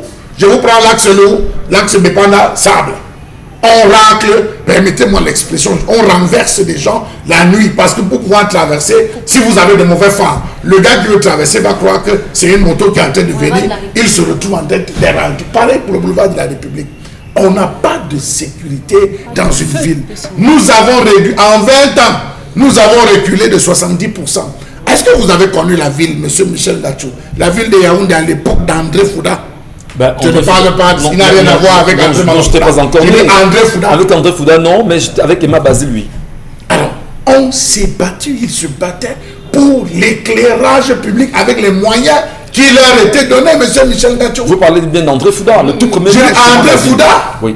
Même mes frères qui avaient la chance d'aller en ville, nous, parce que moi j'étais en campagne, disaient qu'ils apprenaient sur l'éclairage public. Lorsque le réseau public était différent, ça veut dire les réseaux domestiques et les lignes prioritaires, lorsqu'on coupait le courant dans les quartiers, beaucoup d'étudiants sortaient comme disaient bon, pour venir s'asseoir sur les panneaux pour pouvoir étudier, parce que jamais, au grand jamais, on ne coupait l'énergie à ce niveau. Donc vous êtes dans un pays où vous sortez de chez vous, vous êtes au goudron. Disons comme ça, je sors du quartier, je suis au goudron pour chercher le benzikin, il n'y a pas d'éclairage. Je suis avec un malade, je dois accompagner un enfant, que dit des risques secondaires. Mais nous sommes rentrés des années, parce que le copinage. Je vais vous prendre le cas, l'ensemble des marchés qui avaient été donnés concernant l'éclairage, monsieur Michel Ngachou, ont été donnés à des individus qui n'ont pas acheté le matériel adéquat. Pour Ndokoti, il y a un jeune étudiant de l'université de l'ESSEC qui avait fait un rapport qui allait déposer, monsieur Michel Ngachou, au niveau de la communauté urbaine de l'époque, disant qu'il y a des lampes, il existe un système de lampes qu'on peut encastrer au mur, monsieur Michel Ngachou, et où c'est le polyplastique, si vous frappez des bâtons, comment ça ne peut pas casser, ça va éclairer. On pouvait le faire pour les différents tunnels, on pourrait l'adapter. Il y a des lampes même qui éclairent dans l'eau. Il a expliqué et présenté en disant, voilà un marché qu'on pourrait bien développer, un secteur qu'on peut développer pour éclairer, combattre l'incivisme. Mais que ça rien. On a pris, on a dit, vous n'avez rien à nous dire. Regardez ce qu'on a installé, qu'on appelle lampe. Regardez ce qu'on a, on peut acheter des lampes de 3 à 100 en Chine. 3 à 100 francs en Chine, c'est ça qu'on peut acheter pour venir nous installer dans nos différentes ruelles. Mais c'est se moquer des Camerounais. Charles Amembachou, dans ce instant, on va prendre justement les messages des téléspectateurs. Mais avant, je voudrais au-delà des grandes villes dont vous avez fait évocation ici et dont on fait évocation depuis un petit moment. Madame, monsieur, allez dans les villages. J'ai encore eu la chance, il y a 2 semaines, d'aller dans mon village à Banganté. Partant de Banganté pour Bassamba, je ne sais pas si vous connaissez justement, s'il y a l'éclairage, je ne sais pas. Partant de Banganté pour Bangoula, incroyable. Pareil à 10 ans. Partons de Banganté, partons du centre-ville. C'est incroyable. Il n'y a pas de lumière au Cameroun. Est-ce qu'on peut au moins, pour une fois, demander au peuple camerounais, qu'est-ce que vous faites de ça? Non, d'abord, il faut dire pourquoi. Pourquoi, mon bon? Il a parlé de l'éclairage public, vous êtes allé dans la lumière. Non. 1973, le président Ahidjo a délégué 2 personnes pour étudier comment on devait avoir une société de l'énergie électrique au Cameroun. Vous savez qui c'était? Nyad Difendi. Nyad Difendi et Paul Biya. Très bien. Ils arrivent. C'est-à-dire que Paul Biya connaît le problème. Oui, ok. Je vous réponds comme vous partiez. Paul Biya connaît le problème. Quand ils arrivent, on crée la Société nationale de l'électricité du Cameroun en 1974. Vous savez comment on commande la politique d'apartheid. Ils étaient 3 entreprises, on oublie l'entreprise anglophone, Pawakam. On crée avec les autres, l'isolement des anglophones. Donc comment? En chemin faisant, on fait tout, on arrive à une situation où, comme c'est les Français qui dominent, qui dirigent, ils commencent à dire que non, les centrales de DEA ne permettent plus au groupe échiné d'avoir sa plénitude. L'UQAM veut se déployer, vraiment, ce qui était vrai. Nyad fait une étude avec ses anciens amis de EDF et de Hydro-Québec. L'étude finie, il vient dire à son ami Paul Biya, camarade, bon, laisse-moi augmenter de 10 francs le prix au kilowattheure. Nos amis français seront contents, à l'UQAM pourra se déployer partout. Et si vous voulez, on pourrait brancher les ampoules électriques sur tous les arbres au Cameroun. Ça, maman personnelle me racontait justement cette version. J'ai dit, Nyat l'a dit, c'était hier en 90. Tu sais ce que Paul Biya lui a déjà dit, donc mon frère, j'étais demandé ça où? Viens faire la politique, laisse-moi cette histoire. Incroyable. Nyat a été nommé vice-premier ministre en charge du plan de la planification du développement en mars 92. Et finalement, on a abandonné le projet. Donc voilà pourquoi. Vous avez posé une question, il faut donner la réponse claire aux Camerounais. Aujourd'hui, les deux se retrouvent. L'un est président de la République, chef de l'État, l'autre est le numéro 2. Le numéro 2 de l'État. Je ne sais pas. Ils connaissent le problème. Voilà, c'est les deux qui gèrent le pays. Les deux connaissent le problème de l'électricité. Et ils ne font rien.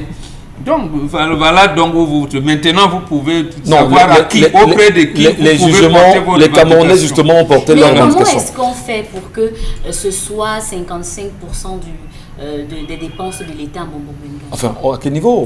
Au niveau des villes? avait dit en cas de... C'est national. Oui, c'est national. Non, l'éclairage. La facture de l'éclairage public, c'est 55% du budget. Pardon. Il y a les deux personnes qui vivent encore. On ne sait pas, je vous en prie. Allez, rapidement les messages, Karine, de nos téléspectateurs ce matin. Le premier message, je ne parle pas seulement de l'obscurité qui sévit, mais aussi de l'état piteux de la route qui jonche l'axe PK14 au campus 17. Vraiment, c'est de la merde dans ce pays. Junior Banen. Le ministre des Sports a pris 85 millions de francs CFA pour avoir ça chez lui. Moi, j'ai connu un prêtre de ma paroisse qui a fait fort. Et pour étouffer cela, le cardinal actuel l'a fait partir. Alors, lorsque vous parlez d'électricité, alors je prends tout simplement l'axe PK14, PK17, la route des étudiants qui empruntent cet axe-là de lundi à samedi et qui finissent les cours tard le soir. Je vous assure, messieurs, qu'il n'y a pas de panneau solaire sur cette voie. Nous allons attendre que l'un de nous se fasse agresser ou poignarder sur cette voie avant de penser à nous. J'ai ce mot que je garde toujours. Les étudiants camerounais souffrent dans leur propre pays. Junior Banen. Lorsque vous revenez de l'étranger, votre vol atterrit à 3 heures du matin à l'aéroport de Douala. Vous avez comme l'impression d'être dans une autre planète, pour ne pas dire dans des abîmes de l'enfer, tellement c'est lugubre et ancestral. Zéro éclairage, et ceci même à plusieurs endroits à l'intérieur de l'aéroport. Dehors, alors on distrait la tanière, on dirait la tanière du diable en personne. À des moments, on a honte d'autres Camerounais. Quelle honte. Messieurs, il n'y a pas d'éclairage public parce que c'est la faute de la France. C'est bien connu. Vous écoutez tous les jours. Je n'ai jamais compris le principe du célibat des prêtres. Laissez les prêtres se marier. Le mariage n'empêche pas de suivre Dieu. Jeannette Michael. Non, adressez-vous là au pape. D'abord, comme on l'a dit tout à l'heure, que la fonction de papa a été créée en 610. Les papes s'est marié. D'abord, c'est même un pape, je ne donnerai pas le nom. Donc, la photo du fils a servi d'image de Jésus. Allez, c'était le fils d'un pape. C'est le fils d'un pape qui était d'ailleurs bandit. Donc, la photo a servi. L'image a servi le Jésus que vous vous inclinez là. La question, vous verrez. Mais il s'est marié. C'est un moment où on a dit célibat. Et ça, la mère l'a bien précisé. On parle du célibat des prêtres. Les prêtres qui vont faire des vœux de chasteté, ça c'est une autre classe à l'intérieur de cette église catholique romaine. Les autres c'est célibat. Mais on n'a pas dit que vous ne cherchez pas les femmes. Ils ont le droit de chercher les femmes. Voilà. Et même de faire des enfants. Et d'enceinte des filles n'importe comment. Je n'aime pas dire n'importe comment. J'ai dit ils ont le droit de faire des enfants, chercher les femmes de faire des enfants. Parce que si vous êtes... Vous ne pouvez pas assumer votre homonité, on ne peut pas vous consacrer prêtre. Très bien.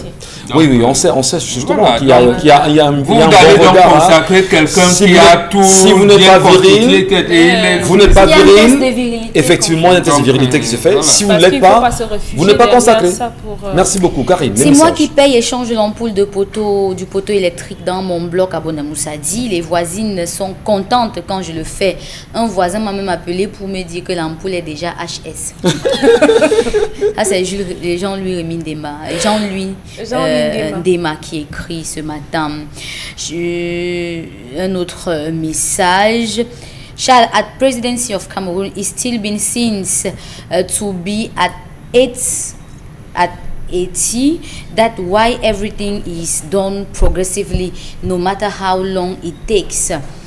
Le cerveau des Camerounais est rouillé, ils n'ont pas l'esprit de discernement, on ne peut rien réclamer dans ce pays, on n'a pas les hommes d'État patriotes au Cameroun.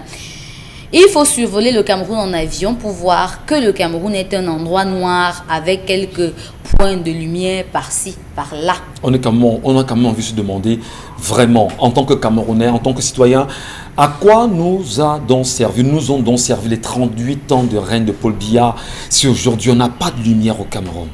Lui conscient justement de ce phénomène. C'est incroyable. Est-ce qu'il vit dans le noir? Mais il nous a donc servi à quoi, nous, Camerounais? Bon, lui, il vit pas dans le noir. Il est étudié. Est-ce que vous avez qu'à étudier? Parfois, je vous le dis parce que moi, j'ai vécu à Emana. On vous coupe l'électricité à Emana. Je parle ici sous le couvert de Albert Odoyonje de Dénéo, que je connais personnellement. À un moment donné, tellement je me plaignais, moi vivant à Emana, que Albert Odoyonje m'a appelé. Je me dis, Michel Gachou, il y a quoi? Je dis, je ne peux pas, je ne comprends pas que je vis à côté de la présidence. Il n'y a pas de lumière à Emana. C'est incroyable. Emana tout dit, c'est la même maison. C'est le même village. Lorsque Longuet chantait, il avait dit, même les quartiers voisins du palais. Je dis Emana. Aujourd'hui, on va le faire spécialement. Je parle d'Emana précisément. C'est le même village qui dit pratiquement. Il n'y a pas de lumière. Et parce que c'est le même village doit être éclairé. Le nom Gachou, Michel était affiché à Néo parce que quand on voulait couper, m'appelait pour me dire Michel Gachou. Est-ce que les quartiers voisins des Toudis sont déjà éclairés? Je parle des quartiers voisins. Est-ce que c'est déjà éclairé? Dominique Audrey. Lancer une campagne. On lance une campagne? Lancer une campagne. Non, l'orientation. Pour réclamer l'électricité, pour réclamer l'éclairage public, on va vous suivre. Les Camerounais ont les mêmes problèmes, ils vous suivront. Lancez la campagne, je vous dis. Voilà. Sachez juste qu'un magistrat vous attend avec insurrection, trouble à l'ordre public et tentative de déstabilisation. Donc, il vous attend, allez-y. Le message, Karine. Il n'y aura aucun avocat pour vous défendre. Là, c'est grave. Non, pas pour le moment. Un autre message, l'éclairage au Wandafokistan fonctionne en journée et plonge la population dans l'obscurité dans la nuit. Le gouvernement de vampire Rita Ditan qui écrit Roubladiz Abramique Pembombo, tu as fait fort, tu as raison, dans la vie il faut toujours faire des choix. Un autre message, vous les filles qui allez séduire les hommes de Dieu à l'église, là, avec vos habillements façon, elles me lisent. C'est dit interdit. Ça veut dire qu'on peut aussi soyons sérieux. séduire les prêtres africains. De toutes les manières, l'église catholique l'admet.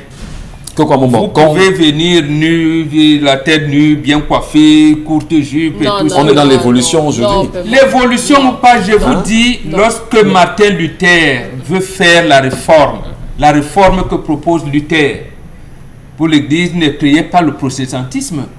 Et parmi ces réformes, il y avait ça, notamment la possibilité de lire la Bible, comment célébrer l'Eucharistie, ainsi de suite, ainsi de suite. Il y avait un certain nombre de choses. Oui. C'est pour ça que quand le protestantisme naît, on commence à dire aux femmes, vous couvrez vos cheveux, vous devez avoir un tel habillement quand vous allez à l'église, ainsi de suite, ainsi de suite. L'église catholique romaine, notamment, est restée dans ces préceptes-là. Vous pouvez, libéral ou quoi, vous pouvez venir en déconnecter. Je le dis quand même, Bengan, parce qu'il est important que... Maintenant, c'est votre conception morale, éthique. Je peux le comprendre. Je le dis ici, justement, en tant qu'ancien servant de messe quand même, de la chapelle Christ soit de Tinga où j'ai grandi, mais bon, Bengan, à un moment donné, vous arrivez à l'église, on vous dit, monsieur, madame, vous n'entrez pas. Allez justement vous couvrir les épaules, allez vous couvrir les cheveux avant d'entrer à l'église, et c'est important. Ça, au moins... Il y avait les servantes de messe qui contrôlaient. Non, pas les servantes de messe. Il y a le protocole de la chapelle qui ne nous permet pas d'avoir accès dans la chapelle avec justement... Mais il faut justement le dire. Les parents, c'est le prêtre qui le fait. Mais l'église catholique en général n'a pas... Il n'y a pas mot d'ordre à ce niveau. Ça. Effectivement. Il tolère, si vous voulez, tolère cela. Très bien. Allez, les messages, Karine. S'agissant de l'éclairage public, la nouvelle mode de l'éclairage par panneaux solaires photovoltaïques, les communes les installent et après ils s'entourent de la maintenance.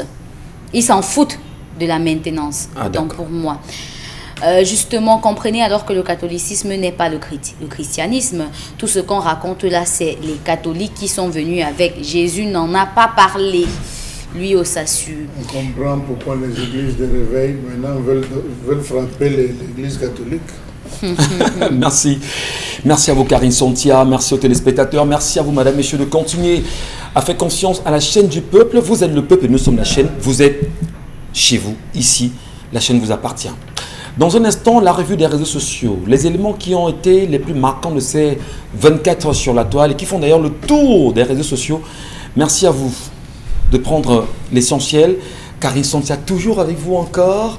Qu'est-ce qui s'est passé ces dernières 24 heures? Après la sortie du préfet du département d'Undé sur l'insécurité et les kidnappings d'enfants de la maternelle, voici le préfet du Mbamé-Inoubou qui interpelle le délégué départemental des enseignements secondaires sur les cas d'homosexualité dans les établissements secondaires de la localité. Il a demandé de bien vouloir saisir les chefs d'établissements scolaires du ressort notamment du délégué départemental des enseignements secondaires à l'effet de sensibiliser les enseignants et les élèves par rapport à ces pratiques déviantes et de dénoncer toute personne suspectée des dites pratiques occultes. Comment est-ce que les activités sexuelles sont aussi répandues dans les établissements scolaires, encore plus des activités sexuelles qui sont détachés de la réalité ou de nos propres réalités? Voilà le préfet du Mbamé-Inoubou qui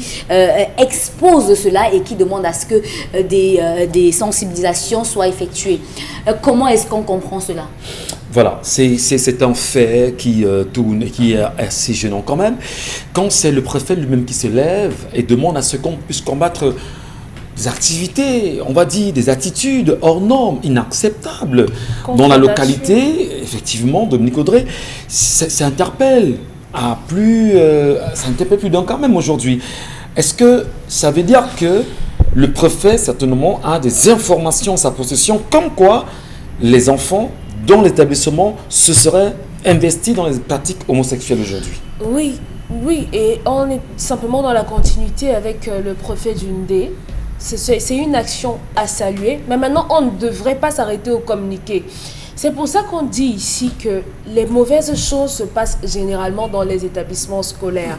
Et c'est bien que l'information soit remontée jusqu'au niveau de la hiérarchie. Et maintenant, au niveau des établissements, il est important que les têtes, la hiérarchie directe de ces élèves-là, prennent les choses à bras le corps, de peur qu'on se retrouve avec des choses qu'on ne pourra plus gérer lorsque ce sera un peu trop grand. Il faudrait qu'on sache d'où est-ce que c'est parti.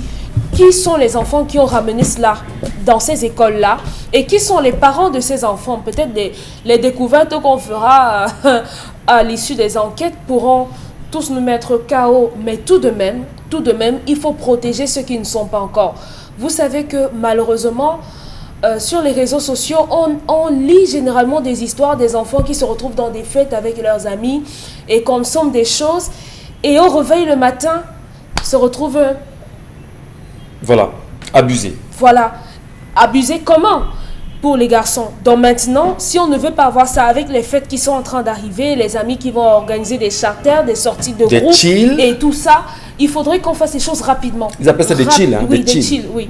Il faudrait qu'on fasse rapidement, qu'on gère ça rapidement avant que vraiment, il ne faudrait pas qu'on bousille la vie de ces enfants-là. C'est une action à saluer, Charlemagne Bachou. D'ailleurs, on salue la sortie du préfet, Monsieur Michel, l'interpellation à sa place, non?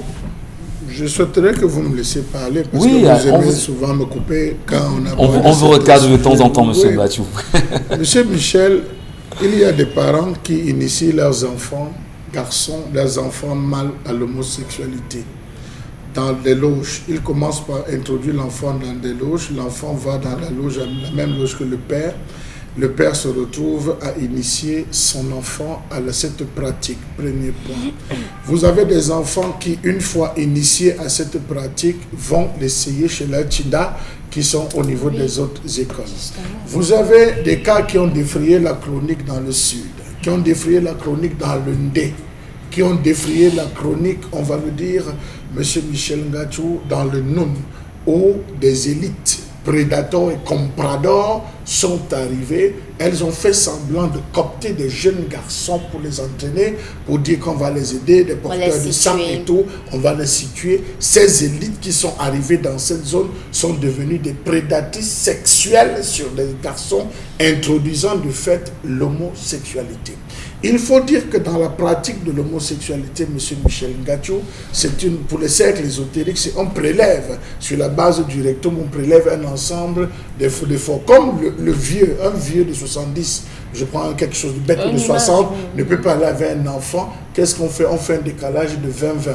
C'est-à-dire, le premier finance un gars de 40, le gars de 40 finance le gars de 20, le gars de 20 descend, c'est lui qui part récupérer. Et c'est comme ça que la chaîne, en termes de prélèvement, et vous retrouvez. Je le dis parce que je suis en train de mener une étude sur le sujet. Donc, voilà le préfet s'est levé et décrier une situation en demandant que ça s'arrête. Je peux vous rassurer que le préfet qui le dit aujourd'hui, c'est parce que le verre, il y a déjà 17 verres dans le fruit.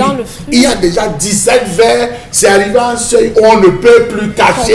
C'est arrivé à un seuil où on ne peut plus masquer. Il faut juste que l'autorité sorte pour couvrir. C'est des personnes que vous retrouvez dans ces univers, dans des boîtes de nuit spécialisées. C'est des personnes que vous retrouvez dans des cercles. Nous voyageons beaucoup. Et dans des villages, vous voyez quelqu'un, il a mis sa boîte de nuit, il a une boîte de nuit dans son domicile. Lorsqu'il est là, il ferme, il bloque, il descend, il pose un ensemble d'actes. Donc je peux vous dire, M. Michel Ngachou, que ça ne devrait pas s'arrêter dans le sud, ça devrait continuer dans le Dé et partout, parce que c'est grave, je vous assure, et c'est protégé par les élites. Je dis bien, et je pèse mes mots, c'est l'élite qui fait rentrer dans les différents villages. Comment est-ce que le commandant de brigade peut interpeller l'élite? Comment est-ce que le commandant de brigade ou le préfet peut faire arrêter quelqu'un qui met son carburant, qui paye? Je dis donc, M. Michel Ngachou, c'est trop grave. Et je le dis, c'est trop grave. L'autorité administrative doit appliquer la loi. La loi interdit. La loi l'interdit justement. C'est tout simplement ça. Et quand Charlemagne, lorsqu'on interdit les meetings de MRC, les marches de Nietzsche, on applique bien la loi. Oui. On dit que risque de, nous avons maintenant les mêmes autorités administratives devraient justement amener aux bonnes mœurs, aux pratiques de bonnes mœurs. Alors, quand Charlemagne a dit justement que le verre a 17 verres, enfin, le fruit a 17 verres, on peut comprendre justement que peut-être les enfants de ces derniers auront été, hein, Monsieur Michel serait peut-être Monsieur Michel Ngatou, pourrait être des victimes. vous sortez du et tout de suite, vraiment, on interprète vous tout le monde. sortez du nez, parlons de ce département, vous sortez Non, du nez. on a très peu de temps. Vous savez ce qui se passe? Non, mais il faut qu'on dise que même au niveau du nez, il faut prendre les mêmes mesures. Dans tous les départements, c'est l'élite comprador qui la met. Quand vous dites au niveau du Ndé, parce qu'on sait exactement d'où ça part au niveau du Ndé, peut-être on ne le dira pas ici, on connaît la situation, on connaît ce qui se passe à Bantoum, on connaît l'élite au féminin qui le fait. Il faut bien sûr le dire, cher la même Non, les autorités administratives connaissent les élites qui les rendent visite quand vient au week-end. Voilà. Et maintenant, quand ils ont ce qu'ils Faut décrire appellent ça. les comités de coordination des opérations, c'est ça qu'ils appellent là-bas les problèmes de réunions de sécurité, ils savent ce qui se passe. Et ils ont des indices partout. Merci beaucoup. Karine Santia, au-dessus. Oui, le Lamido, un véhicule du cortège du Lamido de Garoua a percuté un enfant hier de 2 ans qui a perdu la vie de suite et les populations en colère après avoir vu le chauffeur de ce véhicule, la sortie du véhicule et émettre un appel téléphonique. La population s'est mise en colère et a tenté de vandaliser le véhicule du Lamido qui a détruite la pare-brise de ce véhicule-là. Il faut rappeler que le Lamido de Garoua était en pleine campagne électorale dans cette région en vue des élections régionales. Et c'est bien sûr un fait qui est connu en ce moment. Vous le disiez à l'instant, on espère qu'on aura les images rapidement pour voir ne serait-ce que la réalité de ces faits-là qui fait le tour des réseaux sociaux aujourd'hui. Voilà, on l'a bien sûr en image et on peut bien voir la qualité. La voiture justement de...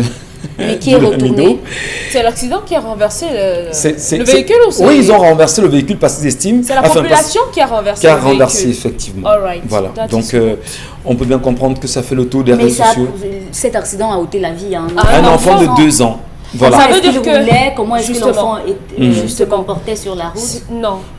Mais il roulait déjà comment? On peut pas faire une campagne, en pleine campagne, je crois qu'on roule doucement pour que les gens puissent voir. Et maintenant, comment comprendre donc qu'un cortège comme celui-là puisse percuter un enfant au point de le tuer? On roulait comment? On a essayé de parler de ça en off. On s'est rendu compte qu'il n'y a même pas d'abord de route pour parler de l'état de la route. Donc c'est suffisamment grave. C'est suffisamment grave. Et j'espère que... Non, il ne veut pas dire ça. Il faut... Oui, il ne veut pas dire ça. Il faudrait... C'est Marois et l'enfant avait 12 ans. 12 ans, pas 2 ans. 12 ans? 12 ans. Ah, donc on a plutôt parlé de 2 ans. 12 ans. 12 ans. D'accord. C'est grave, c'est grave. Et il faudrait vraiment que des mesures soient prises pour punir le responsable de la mort de cet enfant-là. Je crois qu'un cortège, le cortège présidentiel va à un certain rythme connu. Et il y a des mesures qui sont prises 1 heure avant le passage du cortège présidentiel. Mais là, c'est le Lamido. Je prends d'abord le cortège présidentiel. Après le cortège présidentiel, on a les autorités locales. Lorsque le gouverneur se déplace, le préfet se déplace, pas trop le sous-préfet, mais le préfet, le gouverneur, il y a certaines mesures qui sont prises. Mais le Lamido, et on est en pleine période de campagne. Période de campagne. Ça suppose que la campagne, c'est les populations qui accourent. Voilà le Lamido. Au lieu d'être un père, vous devenez plutôt un friard. Vous friez quoi? Qui? Pourquoi? Vous acceptez? Non, mais vous pouvez donc comprendre. Vous devez donc assumer. Et lorsque un cas comme celui-là arrive, arrêtez-vous, descendez, parlez. Soit ça veut dire que ce n'est pas le premier cas dans la ville, d'où l'exaspération de la population qui voudrait dire attention, stoppez-nous cette histoire. Ou alors le Lamido n'a pas voulu faire jouer son rôle d'autorité traditionnelle, faire jouer le rôle de ministre qu'il a. Donc, et là, c'est encore condamnable. Merci. C'est encore condamnable. Merci à vous, mesdames et messieurs, de rester des nôtres. Dans un instant, petite surprise. Chez nous. 20 ans de carrière, ça se fête. La marque de vêtements B.L. Lion, Magica et Fariblé présente la nuit de l'ambiance BCBG. À l'occasion des 20 ans de carrière de Confilamine, le plus sénégalais des Camerounais, le vendredi 4 décembre 2020 dès 19h à Douala-Bercy. Avec en concert live, Coco Enchanté. Mathématiques de Petit Pays. Ulrich Chakam, Kossi. L'histoire d'une femme mariée, elle a tout pris mon cœur, ma head on pas poulet. Moustique le charismatique, Belkatobi. Et Jackie Kingé.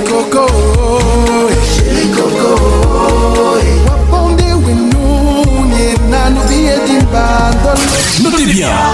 La nuit de l'ambiance PCBG à l'occasion des 20 ans de carrière de Consti Lamine, c'est le vendredi 4 décembre 2020 dès 19h à Douala-Bercy. Prix des places 10 000 et 5 000 francs CFA. Bien en vente à Douala-Bercy, 6 à Aqua. Infoline 682 42 10 48. Soyez de la fête. Partenaire média, radio et télévision Equinox. Et bon retour, mesdames et messieurs. Vous vous rendez compte effectivement que le spot nous dit tout ce matin. Consti Lamine, bonjour et bienvenue. Alors, bonjour Michel Gadiou, bonjour à tous les téléspectateurs. Déjà, merci à ces téléspectateurs qui se sont rendus massivement nombreux hier à l'aéroport international de Douala pour accueillir la Giga, la Terra, la Bio, la Web Star Belkatobi, qui est bel et bien avec nous ce matin dans cette émission spéciale 10-12 de Zénith à l'occasion des 20 ans de carrière de Consti Lamine. Alors ce que je dirais tout simplement, chers téléspectateurs, les numéros de téléphone, vous les aurez tout à l'heure au bas de l'écran. C'est l'occasion plus que jamais de vous rendre massivement dans les différents points de vente tels que le magasin 1001 tapis en plein cœur d'Aqua, le magasin de Consti Lamine, ou alors du côté de Douala-Bercy pour avoir vos tickets, tout en rappelant déjà à tous les téléspectateurs que les tickets de 5 000 ne restent plus assez. Donc il n'y a plus assez de tickets de 5 000 francs. Donc bien vouloir se dépêcher du côté bien sûr des points de vente pour acheter votre ticket. Alors et ce matin, j'ai avec moi les artistes et j'ai l'honneur de présenter en exclusivité mondiale, après 1 an d'absence au Cameroun, il est au Cameroun uniquement pour les 20 ans de carrière de Consti Lamine. Chers téléspectateurs, je vous prie d'accueillir la Giga, la Méga, la Web Star, Belkatobi. Belkatobi, bonjour, bienvenue chez nous, bienvenue chez vous. Vous êtes à Equinox. Bonjour. C'est un plaisir d'être là. Merci, je suis vraiment chez moi. Voilà, vous êtes chez vous ici à Equinox. Ah oui, bien sûr. Ça fait un bon petit moment. Consti Lamine le disait à l'instant, un peu plus d'1 an quand même, qu'on ne vous avait pas vu au Cameroun. Où étiez-vous pendant tout ce temps? Mais j'étais en France, vous savez, je te l'avais dit, je suis entre le Cameroun et la France. Ouais. Je ne suis pas un artiste qui vit seulement sur place, donc je sais un peu cela veut dire, il faut quand même qu'on entende la culture camerounaise hors de ce pays. Donc, ça veut dire, de temps en temps, je vais en France, je vais aux États-Unis, je vais au Canada. Et vous êtes là justement pour la nuit de l'ambiance BCBG, tout effectivement. à fait, pour ceux qui avaient vraiment des doutes, je suis là. Vous confirmez justement votre présence à cette soirée, on va dire, extraordinaire. Mais quand vous dites que je confirme, je suis déjà là, puisque vous savez que je vis à Paris. Mais si je suis là, c'est que je suis là pour cette soirée. Ouais. Alors justement, ils sont des milliers, des millions qui vous regardent d'ailleurs ce matin. Pour cette soirée, qu'est-ce que vous promettez au grand public, Belkatobi? Je leur promets la vraie musique, pas de tapage. Vous n'aurez que la musique, pas de tapage. Ouais. Parce que ça fait longtemps. Ça veut dire, quand vous avez Jackie King, quand vous avez Coco Argenti, quand vous avez Belkatobi, ça veut dire la musique en live, c'est pas la pacotille. Je vous promets ça veut dire la vraie musique. Ça veut dire, j'ai pas envie d'aller au-delà, mais je vais faire jouir les femmes avec ma musique. Allez au-delà. On veut que vous allez au-delà. Je vais faire jouir les femmes avec ma musique. Ah là là.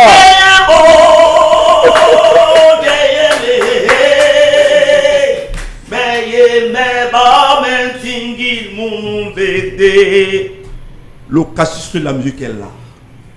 Je suis là. Venez le 4 décembre. C'est vendredi, à partir de 19h. Si vous ratez l'heure, je dis 19h00, je vais prendre ma guitare et la voix va s'élever. Je regrette. La voix va tonner. Je regrette, vous n'avez pas sa guitare. La guitare va sonner.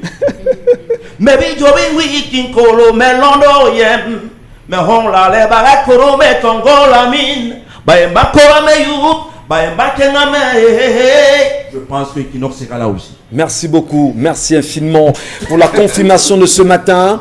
Consti Lamine, 20 ans également de carrière. Et dans un instant, on a également une autre surprise avec nous ce matin. Bien entendu, Michel Gadiou, les téléspectateurs savent que Consti ne fait pas dans la dentelle. Consti dit et réalise. Vous me connaissez depuis plus de 20 ans. Alors, ce vendredi 4 décembre, j'ai mis les petits plats dans les grands avec le soutien de tous les partenaires, notamment la radio et télévision Equinox. Il faut le rappeler, hein, notamment les émissions telles que Ville en Fête, 10-12 de Zénith. On a mis assez de moyens pour offrir un spectacle de qualité au public. Alors, chers téléspectateurs, il est l'une des voies qui permet de vous guérir. Il est l'une des voix qui permet aux Camerounais, aux étrangers de se sentir à l'aise à la maison.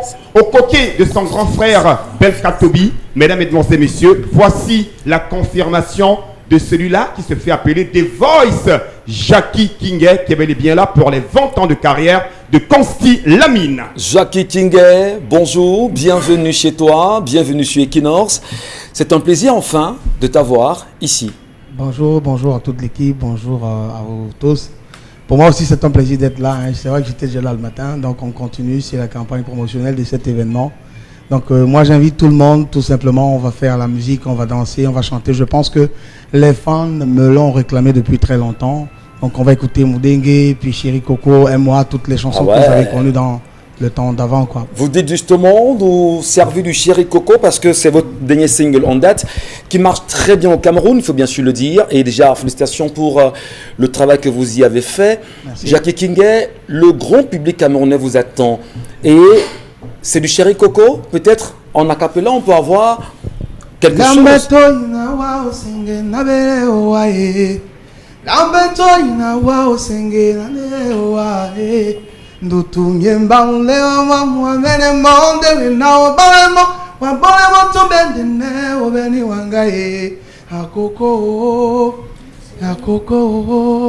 Chéri Coco, c'est le 4 décembre à Douala-Bercy. I wait all of you, je vous attends tous. Que promettez-vous justement à toutes ces femmes qui risqueraient de venir pleurer là-bas? C'est très mal, hein? Je pense que je vais dire la même chose. Ayez pitié de nos sœurs, Jackie Kingay. Ayez pitié de la famille, quand même. Je pense que je vais dire la même chose que M. Belka Tobi. Les musiciens parlent généralement musique. Donc, moi, je les invite, je leur donne un rendez-vous de musical, quoi. Donc, certainement, il y aura le show. Mais je veux que le public vienne vivre la chanson camerounaise en grandeur nature, quoi. Ouais. Donc, voilà. Belka Tobi, Jackie Kingay et bien d'autres encore. Le rendez-vous, vous le dites très bien, pris pour le 4 décembre. Belka peut revenir, hein, c'est important qu'il revienne, qu'on le voit justement avec nous ce matin. Chéri Coco, Chéri Coco, Chéri Coco, Chéri Coco. On vous attend le 4 décembre à Douala-Bercy pour rendez-vous pris. Vraiment, merci d'être passé à la maison, la famille. Le rendez-vous est pris pour le 4 décembre, Consti Lamine. Permettez-nous de dire merci à Consti. Hein. Ouais. Moi, j'ai longtemps entendu qu'on me paye un billet d'avion partant de Paris pour ici pour un événement à Douala-Bercy. Vous êtes là enfin. Hein. Consti Lamine l'a réalisé. Donc, Consti, je te dis merci infiniment et que Dieu veille sur toi, que Dieu veille sur Equinox. Merci infiniment, Jackie Kingay. Merci à vous également, Belka Tobi, la Giga Web Biostar. J'ai oublié quelque chose? Non. Merci beaucoup, Consti Lamine. Alors, merci Michel Gatchou. Merci à toute l'équipe de 10 le Zénith, à Mbambok, à Charles Amel Batchou, à Dominique, à Karine, à vous-même, bien entendu, à Rick Fopessi. Tous ces gens-là qui entretiennent au quotidien Consti Lamine, sans oublier le directeur technique, M. Wapi, qui est l'un des conseillers, bien sûr, de Consti Lamine, ainsi que Carlos Migneux. Tous ceux-là qui soutiennent au quotidien le concept Selaka, car c'est grâce à vous, la radio-télévision Equinox, que Consti Lamine aujourd'hui est ce qu'il est. Raison pour laquelle il faudrait être reconnaissant dans la vie. Il faudrait être très très reconnaissant. Et je suis reconnaissant à l'endroit de la radio et télévision Equinox, qui est en train de faire un tapage énorme sur cet événement. Rendez-vous du côté du magasin Milan Tapi. Allez acheter vos tickets. Jackie Kingay est là. Belka Tobi, la semaine prochaine, vous aurez d'autres artistes. Tous ces artistes-là ont donné leur confirmation parce que les cachets ont déjà été payés par les partenaires. La salle est déjà réservée. Tout est déjà mis sur pied. Le matériel de sonorisation arrive à Douala le mardi 1er décembre 2020 et commence à être installé à Douala-Bercy le 2 décembre 2020. Donc, il y a de quoi se rendre massivement dans les points de vente pour acheter son ticket. Le nombre de places est très, très limité. Nassom Biobessé, Mototé, au nu de l'ambiance BCBG. Et n'oubliez pas votre correcta des postars. 20 ans de carrière, ça se fête. La marque de vêtements BL Lion, Magica et Fariblé présente la nuit de l'ambiance BCBG à l'occasion des 20 ans de carrière de Consti Lamine, le plus sénégalais des Camerounais, le vendredi 4 décembre 2020 dès 19h à Douala-Bercy avec en concert live Coco Enchanté. Braca, braca, braca. Mathématiques de Petit Pays. Ulrich Takam, Kossi. L'histoire d'une femme mariée. Elle a tout pris mon cœur, ma head en papoulet. Moustique le charismatique, Belkatobi et Jackie Kingé.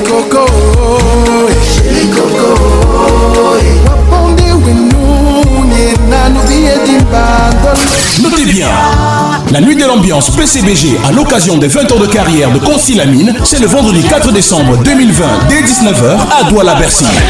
Prix des places 10 000 et 5 000 francs CFA. Bien en vente à Douala-Bercy, 6 à Aqua. Info live 682 42 10 48. Soyez de la fête. Partenaire média, radio et télévision Equinox. Merci beaucoup, merci à vous mesdames et messieurs, nous vous saluons, quel que soit l'endroit où vous nous regardez. Merci pour cette semaine passée en votre compagnie, cher Lamel, merci infiniment, très bon week-end à vous, bon week-end également à vous Karine Santia, bon week-end Bonbon Bengan Kandji, Dominique Audrey-Yengalek, on s'est également passé un très bon week-end. Mesdames et messieurs, nous saluons les nombreux Camerounais qui nous regardent de part et d'autre dans le monde entier. N'oubliez jamais, vous êtes le Cameroun. Nos auditeurs, Karine, pour demain, les auditeurs, oui, les gonzesses. 9h sur Radio Equinox. Radio Equinox. Et vous avez une thématique? Oui. À propos? Allons-y rapidement, les filles. Les filles qui vont au rendez-vous avec leurs copines. Les filles qui vont au rendez-vous avec leurs copines. Ah, donc, moi, je t'invite, tu veux avec ta copine. On gère ça comment? N'est-ce pas? Non, donc, le rendez-vous, c'est demain 9h. On va savoir parce qu'il y a plusieurs paramètres. Pour faire quoi? Pour amener la copine au rendez-vous? Non, il y a les explications. C'est quoi? Elle vient vous sécuriser? Non, pas pour sécuriser. Soit c'est pour prouver que vous êtes un bon dépensier. Soit c'est pour vous dire qu'après elle va vraiment rentrer, vous n'allez aller nulle part. Et si vous arrachez votre gars, là, vous faites comment? Oui, justement. Et pourquoi quand vous le faites, donc, vous mettez la polygamie où? Voilà. Non, c'est un test aussi, maman. En tout cas, le rendez-vous est demain 9h sur les antennes Radio Equinox 93 FM à Douala et le canal 526 de Canal Sat pour ceux qui veulent bien écouter l'émission. Merci à vous, mesdames, messieurs.